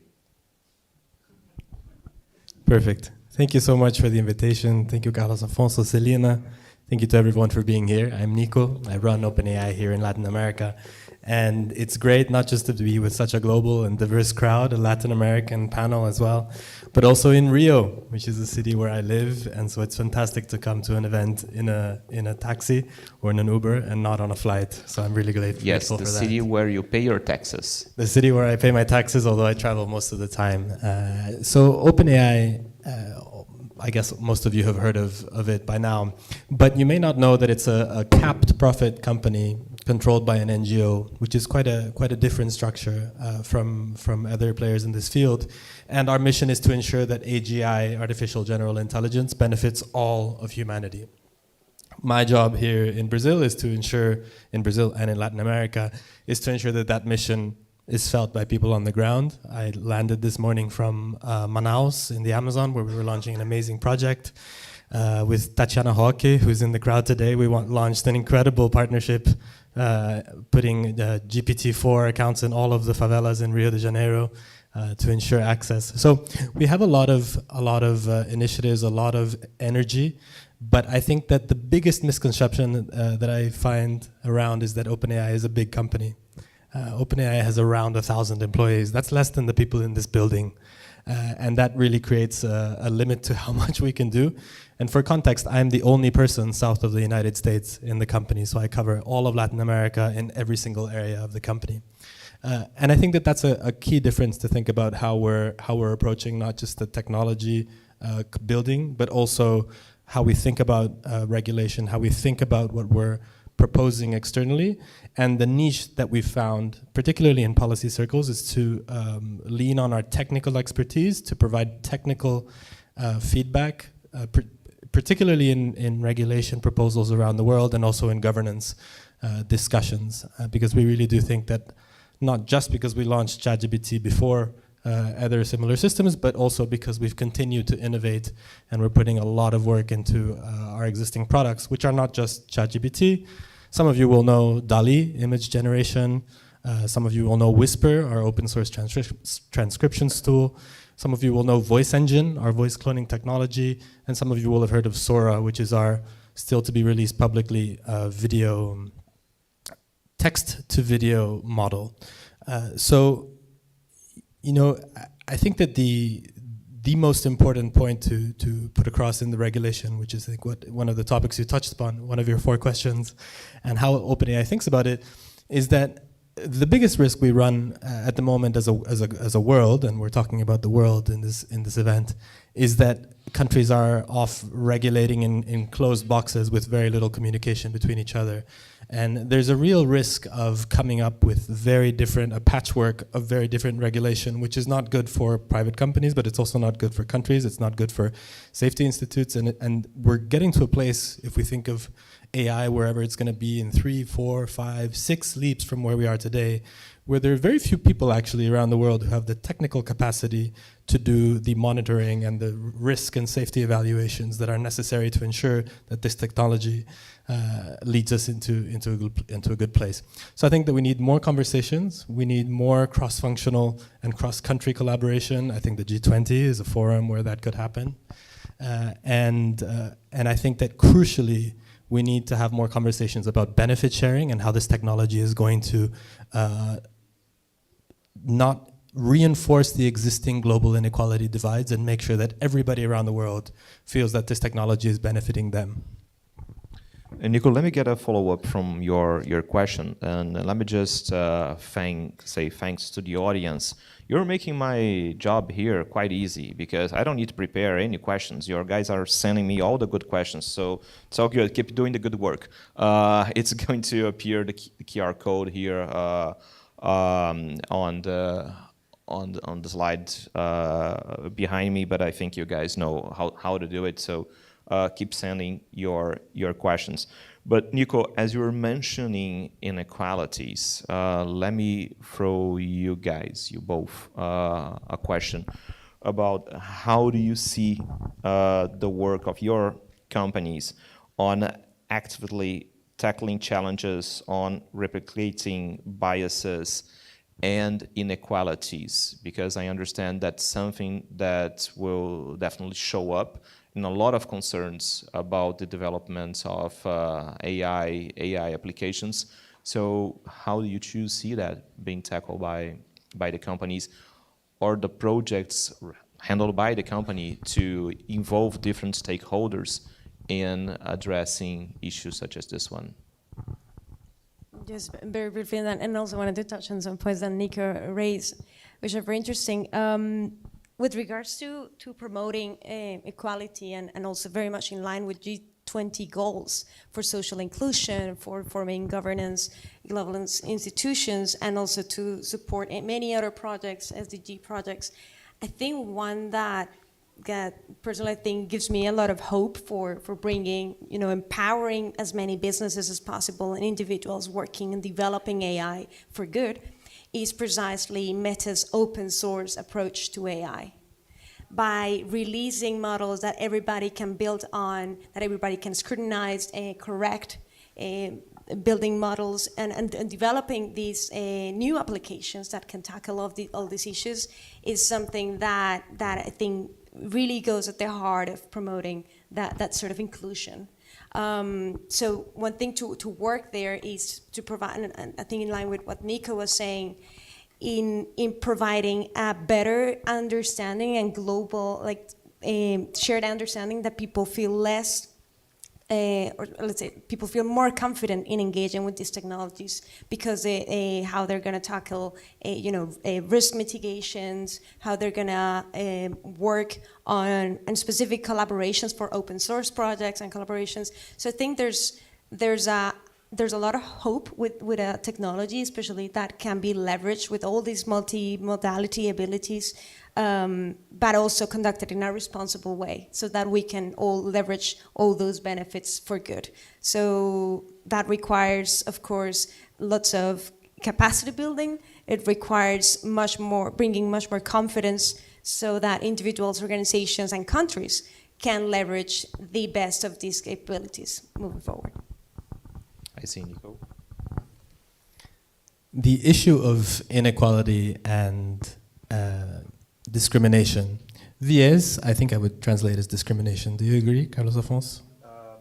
Like my question was on replicating biases and inequalities. Yeah, but it's like just more of a language. I think a yeah. palabra viés, I would say in English, discrimination. Yeah. Yeah.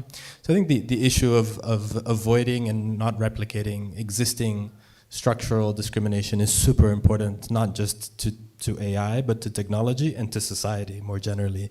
I think this is a broad conversation about how we want to live together as a society. And the way that we approach it here at OpenAI, and reminding you that the mission is to ensure that all of humanity benefits from this technology, is to think about, okay, so if we want everybody, first of all, we need access. And the partnership that we have here in Rio and in other places around the world with the favelas is a small example of that. But we also need, if we think about discrimination as an iceberg, and this is my own metaphor, so feel free to exclude it after my presentation. I think at the tip of the iceberg we have language and culture. I think GPT-4 is now at a point where language in the major languages of the world, including Portuguese, including Spanish, probably including German, is at a very, very, very advanced stage, a lower rate of hallucinations, and it's going to get even better over time. But there's an issue with smaller languages. And I was in the Amazon on Monday talking with a tribal chief about this, and the idea of preserving languages and a discussion about whether languages should or should not be preserved. There is an interesting project that we run at OpenAI on preserving small languages. We've done it with the government of Iceland. I'm looking to do it with indigenous languages here in Latin America, like Guarani, like Quechua, like Nahuatl, and others. And I think that large language models are a fantastic way to preserve culture in that sense. But at the bottom of that iceberg, under the water, I think there's a much more important societal, as I said, issue with discrimination. And what we're doing, you can read about this, by the way, in our system card and in our DALI system card. You can look for it online. It's a public document. Basically increases diversity in situations where the prompt has not specified diversity. And so what that means is that when I was 1 month ago in Mexico in a meeting with a senator, a female senator, I grabbed my GPT-4 and I said, draw me a picture of a senator, and it drew me a picture of a black man. And I said, draw me a picture of another senator, and it drew me a picture of an Asian woman.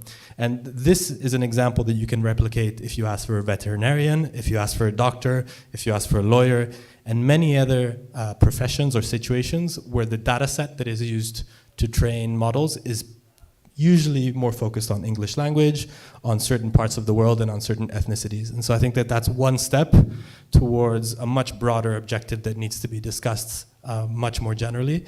And in that goal, I've been participating in as many civil society meetings as I can across Brazil to try and see which insights, particularly from a racial and gender perspective, we can help to integrate into our models to make sure that we're not replicating things, even with small things like names, last names, and the way that we describe the adjectives around a certain situation. So this is active work, and it's super interesting.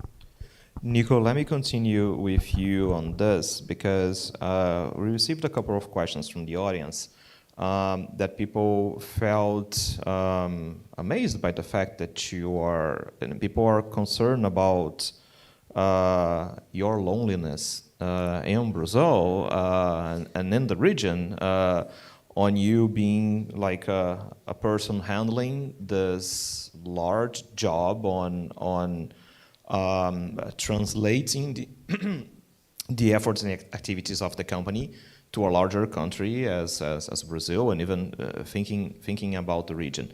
That is not unique to OpenAI. We have been seeing a lot of companies that end up starting small, but operating on a global scale and having a global impact.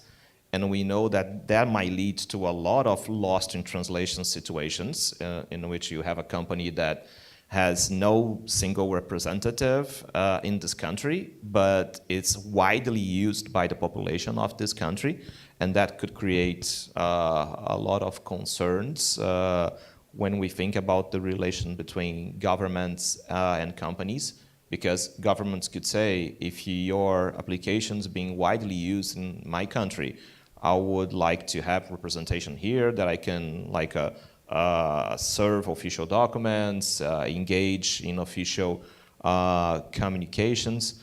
I'm just bringing this up because we have been seeing being played out throughout the decades on small companies that end up growing larger in the US, having a global impact, and how to navigate the specificities of one specific country and the demands of one specific government. It's something that connects the majority world as a whole. Just to give an example, I was discussing with some friends from some of the countries in the majority world, discussing issues of content moderation. And then my concern to them was like, hey, sometimes it takes a while for an important decision of content moderation to take place because the office of this social media company in Brazil needs to scale up the decision to the offices or the headquarters that will be in the US, for instance. And then I got a comment from some of my friends saying, hey, at least you guys have an office in Brazil and people that might scale up the decision upwards, because on my home country, there is no one that I can even communicate about those issues. I'm bringing this up because we got a couple of questions asking about, first of all, and I think you got part of the question, which is, what is the vision of OpenAI for Brazil? But there is a concern about the operation and how this thing handles on a daily basis, especially with pressure coming out from governments that want to understand how the company works, how the application is being used by the locals in the country. So let me just bundle the two questions together. There is one question about what is the vision of the company for Brazil, and there are a couple of questions asking about this relationship between governments and the company. And the second part I'm bringing to you, Laura, as well. How do you see this approach? How do you see governments understanding the landscape of AI? Because a lot of people will see that AI is enlarging the gap between companies and governments. How do you guys see that happening? And Nico, for you, there's also the question about what is the company view about Brazil? So let me start with you, Nico, and then we go back to Laura. Well, first of all, I want to thank you all for being concerned about my loneliness. I can assure you that I do my best to always be in good company and mostly in events like this around Brazil and Latin America.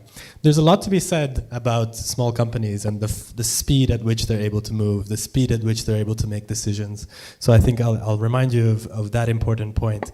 The other part is that OpenAI is a relatively new company. We've been around since 2015, but until very recently, we were a couple hundred people. And so growth just doesn't happen that quickly. It will continue to happen, and Brazil, Latin America, and Caribbean is one of the regions that we're focusing on. Brazil, a very important country in technology generally. But when we talk about relationships with governments and companies, there's a lot about what is the role of a person who is in a public policy or in a government relations profession. And I like to talk about it a little bit in the sense that it is partly an interpreter role. There's a lot of listening, there's a lot of talking, but there's also bridging gaps between two universes, which is the policy universe and the engineering and computer science and technical backgrounds, which are just worlds that speak different languages. That's why in the policy world, which I'm part of, we write 100-page documents in very broad terms, and in the technical world, you need something very specific that you can implement.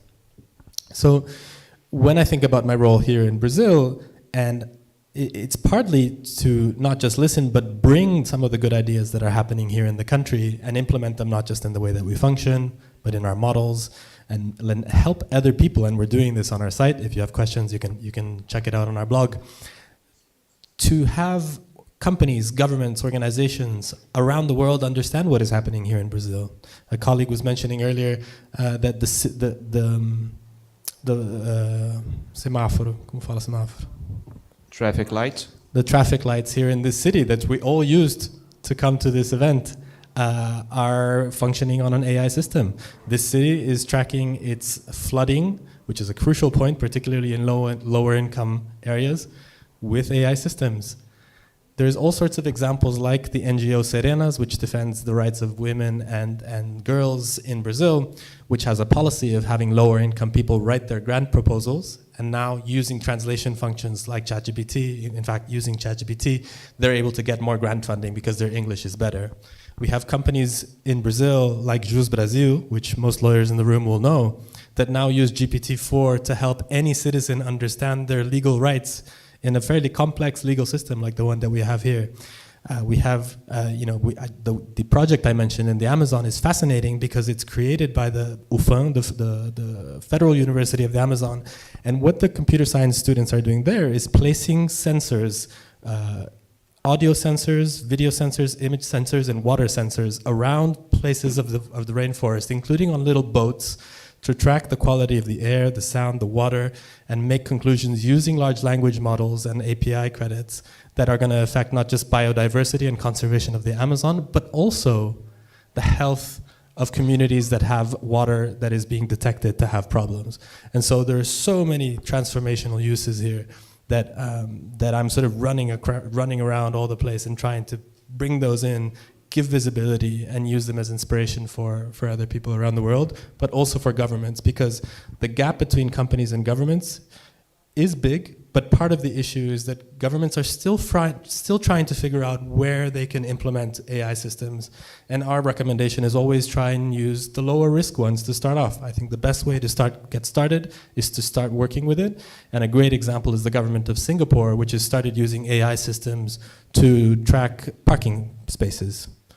Nothing's going to happen if you get it wrong, but in Singapore they have a huge problem with parking spaces, very little space, and now citizens can use that.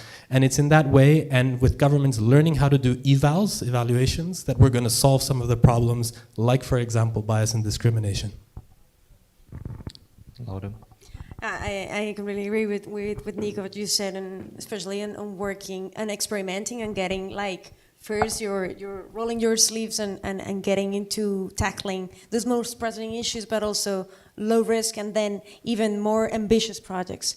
I think on the question of how can governments and companies, maybe we unpack a little bit the question. Companies are different types of companies, but especially when it comes to those companies developing these technologies, there are many ways that much more work could be done. There's already lots of fora, and in the previous panel was mentioned, lots of fora where multi-stakeholders participate, working on what you were saying, Nico, evals, how through the AI safety institutes that are emerging, sort of a new body of governance, how they are going to work together. There's not yet, there's a lot of open questions for how governments are going to cooperate. So for instance, even eval in an AI safety institute in the UK for testing a foundation model, would that be also interoperable or valid in other jurisdictions or by other AI safety institutes? So there's a lot of interoperability at that practical process level that can be worked better between governments and across regions.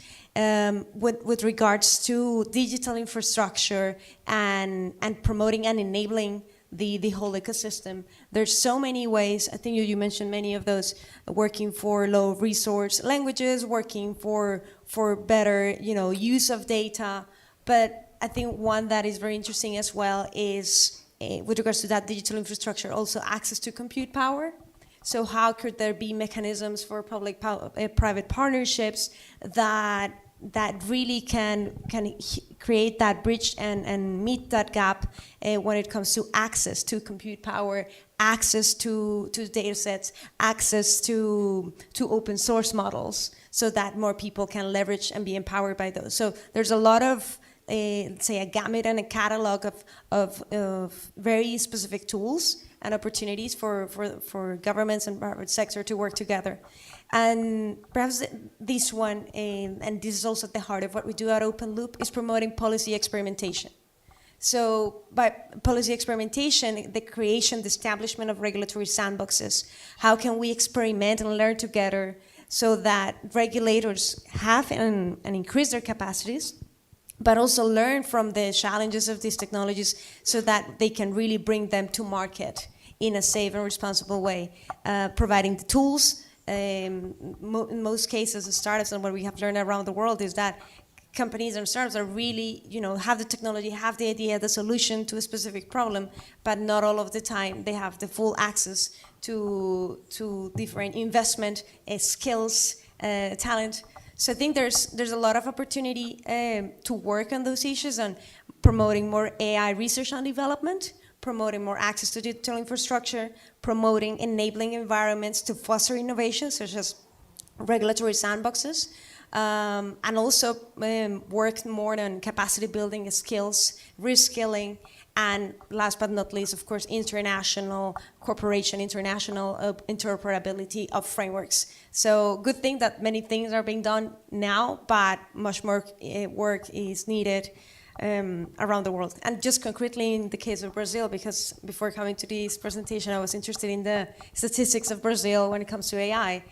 And not surprisingly, Brazil is leading on AI research and development in terms of all the publications on AI in the past few years. Number one in Latin America. Number one when it comes to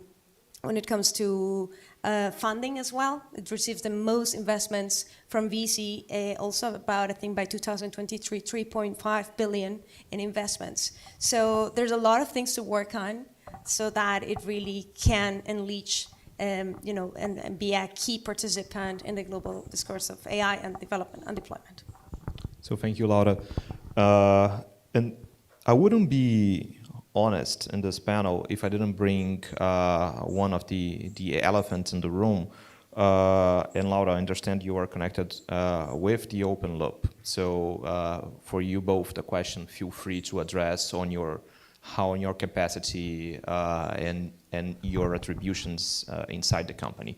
But in Brazil, we had in the last, I would say 15 days, a preliminary decision by the Data Protection Authority that ended up prohibiting Meta on treating sensitive data in order to train AI models.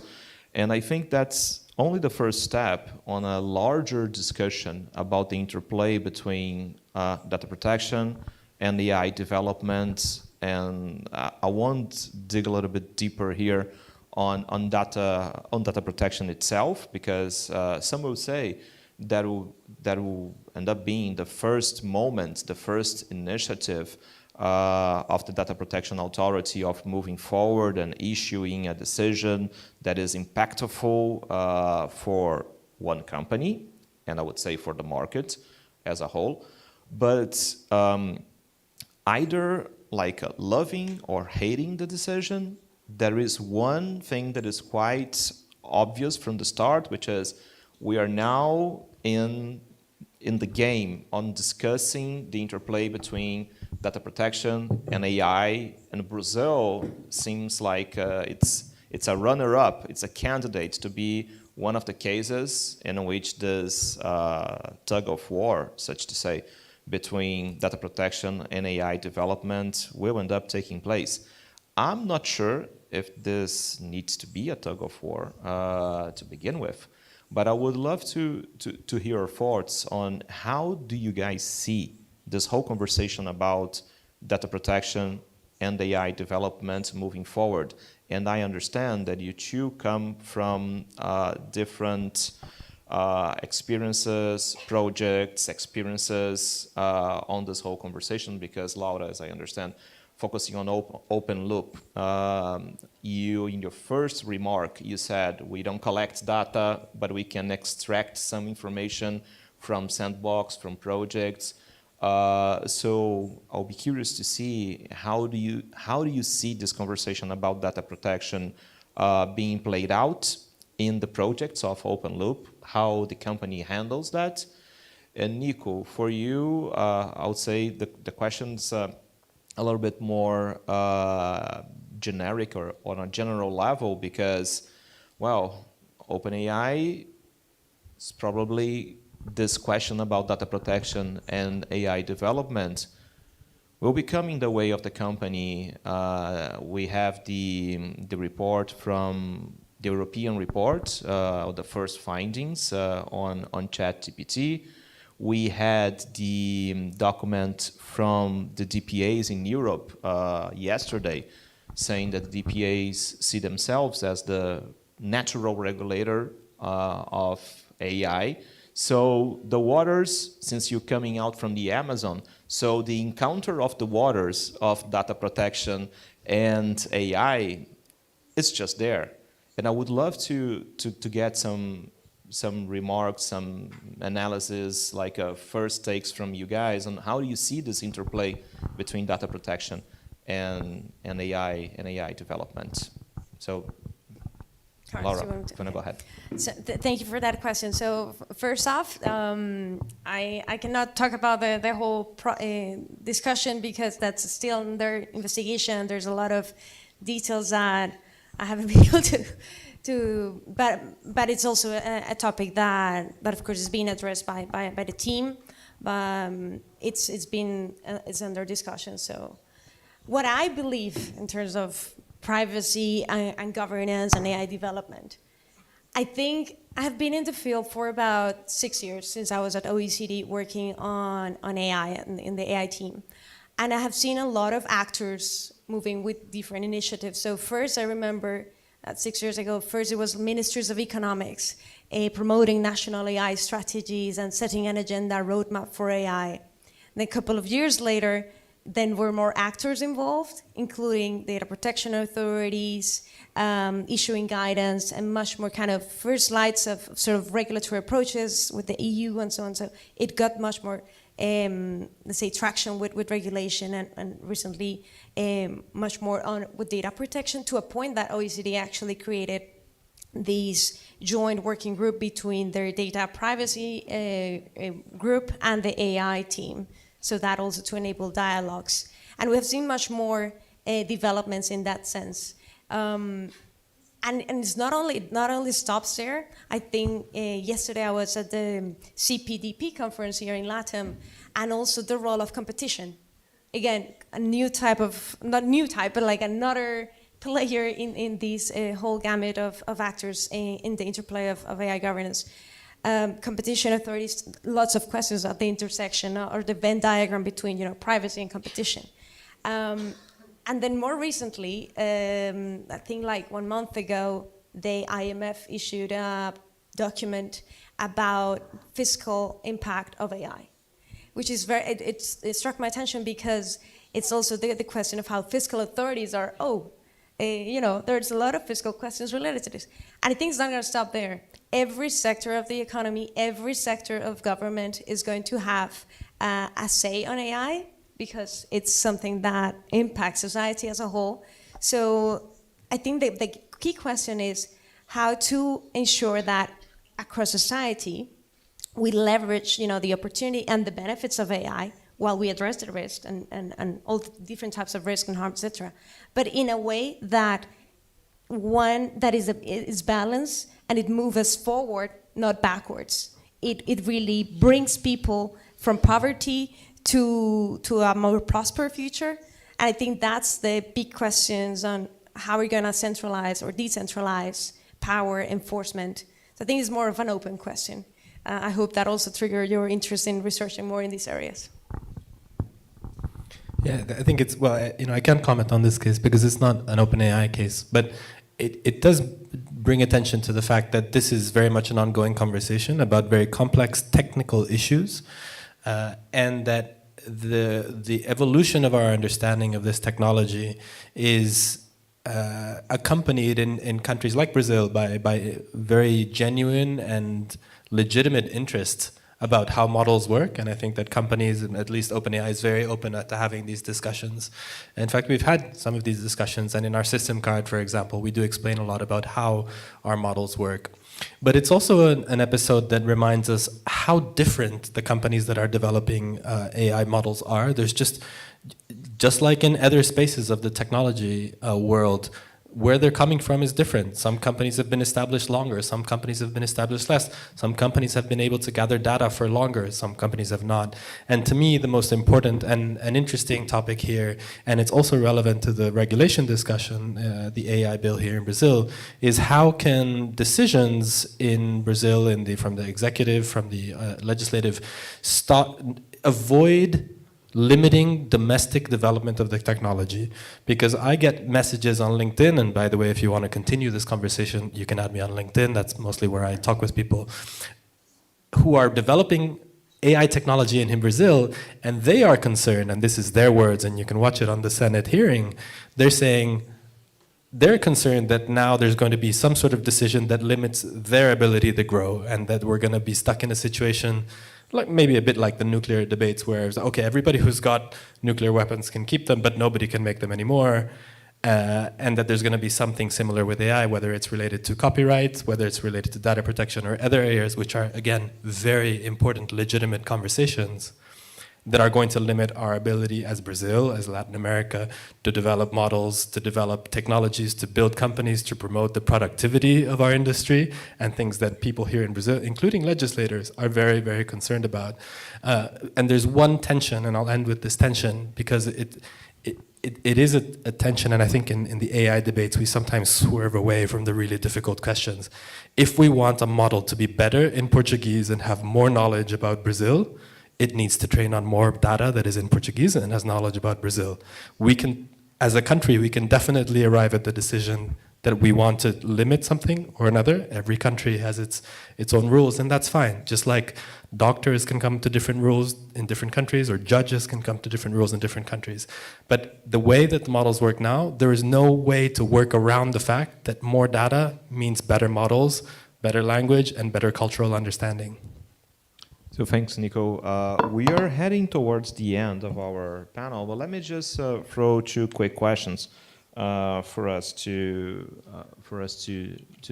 conclude here. Nico, we had a couple of questions on copyright, and especially I think this is something that is close to the concerns of the company because of the New York Times lawsuits there in the US. Copyright has a very extensive chapter in the proposal of the AI regulation in Brazil. So any thoughts about how do you see this conversation moving forward? Because I end up introducing the topic of data protection and AI and using the decision from the Brazilian Data Protection Authority. And of course, I understand that there was not a question about this specific decision, but how data protection ended up being this very important element in defining the future of what deploying and development in AI looks like. Some would say that copyright might be another force that end up shaping our future of what AI models will look like. So I'd love to hear your thoughts on how you see this conversation moving forward on copyright and AI.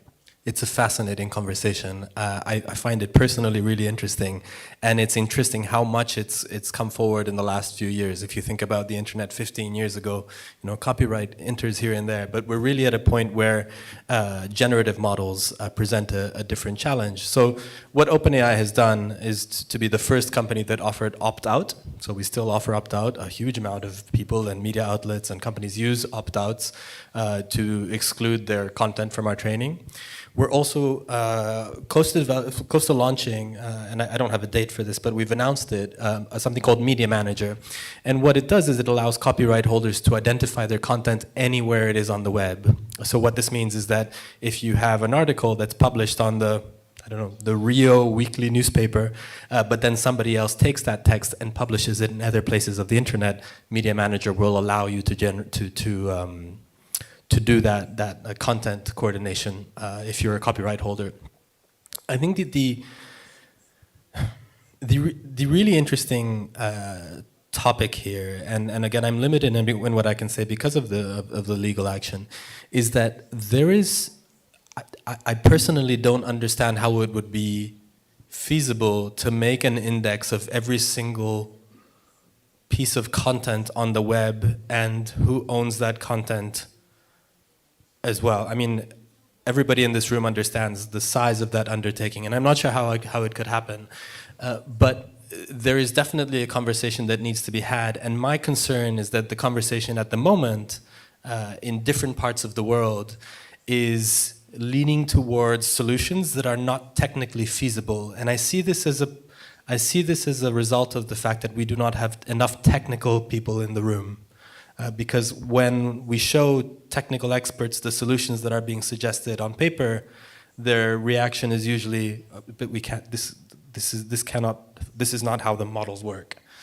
So I think there's a lot of education on both sides that can happen. This is a two-way conversation where we can try and think about novel solutions. We can think about how does the copyright regimes, existing copyright regimes, not just in one country but across the world work, and how this kind of content can end up at a solution that is good for society. And I think that the multi-stakeholder model, which was mentioned in the previous panel, is a perfect place to do that.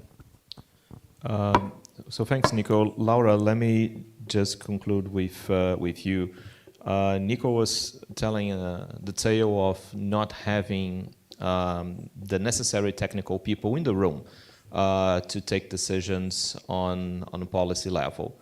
And as far as I understand, Open Loop offers a window for us to understand the shortage of some policy decisions when they are faced with situations in which you see that technically this will not play out, so this will be unfeasible, this will end up creating some sort of unseen cost.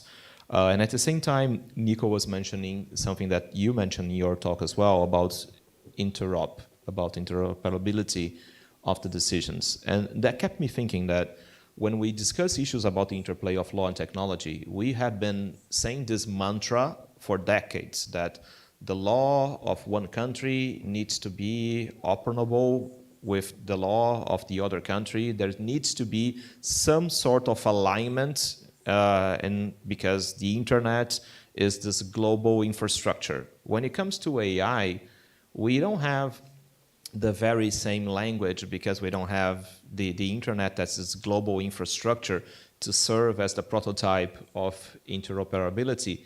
But I keep hearing you guys talking about interop every single time. So let me just finish with you, Laura, saying what do you mean when you mean interoperability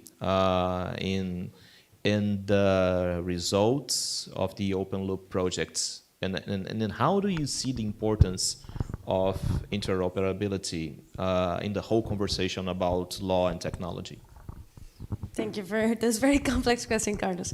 I think there are different layers, but just to kind of very briefly, interoperability starts with language. Are we talking about the same thing? So there's some work that has been done, at least the OECD definition for AI systems, which was later adopted by the EU AI Act. Can that be said for other countries? That's an open question. So if we start from interoperability of language of the same definitions, that's already a step forward. NIST in the US was already starting doing a sort of a glossary of terms, because how are these AI-15 institutes going to communicate? What do we mean by red teaming? What are the processes? What are the types of benchmarks that we're going to use for evaluations? So there's a lot of basic common understanding that needs to be in place for having that infrastructure and work in processes across borders internationally.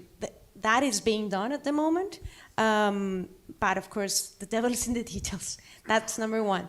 Number two is when it comes to frameworks and standards and validation. So as I was saying, if I got into a regulatory sandbox in Germany, does that mean that I'm also accepted in a regulatory sandbox in France? Because in theory, we're under same EU AI Act, same framework. But again, it's yet to be seen how those regulatory sandboxes are going to be interoperable, if those processes are going to be interoperable and benefit different actors. And then the third one is with regards to interoperability of systems. So when we deploy a technology in a given country, and not we Meta, but like we, businesses and ecosystem, what are the rules that do not affect the way that I deployed that product in a given market? Because it might have different rules for, we were discussing privacy, copyright, and that whole gamut is just gonna get much more complicated for businesses that want to scale, that want to go abroad beyond their own country of origin. So I think it's thinking about these different layers of interoperability, and again, just work together on crosswalks. For example, NIST is doing crosswalks with Japan, with Singapore, on how to the risk management frameworks that they're putting in place for their businesses is interoperable.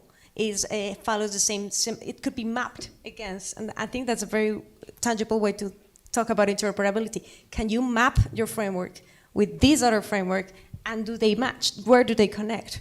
Can you point, this requirement 1.1 with Singapore's 3.3? If you can do that, then it's easier for companies to say, I comply with these, I comply with these, I follow these, and it maps all out.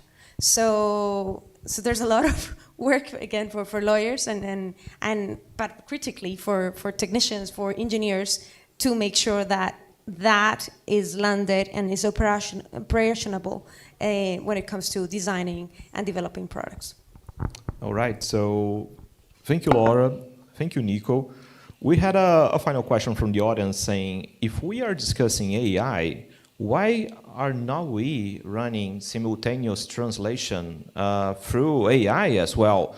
Well, that's the moment that I have to say that we believe in having a human in the loop, and that offers me the opportunity to say thank you to our simultaneous translators.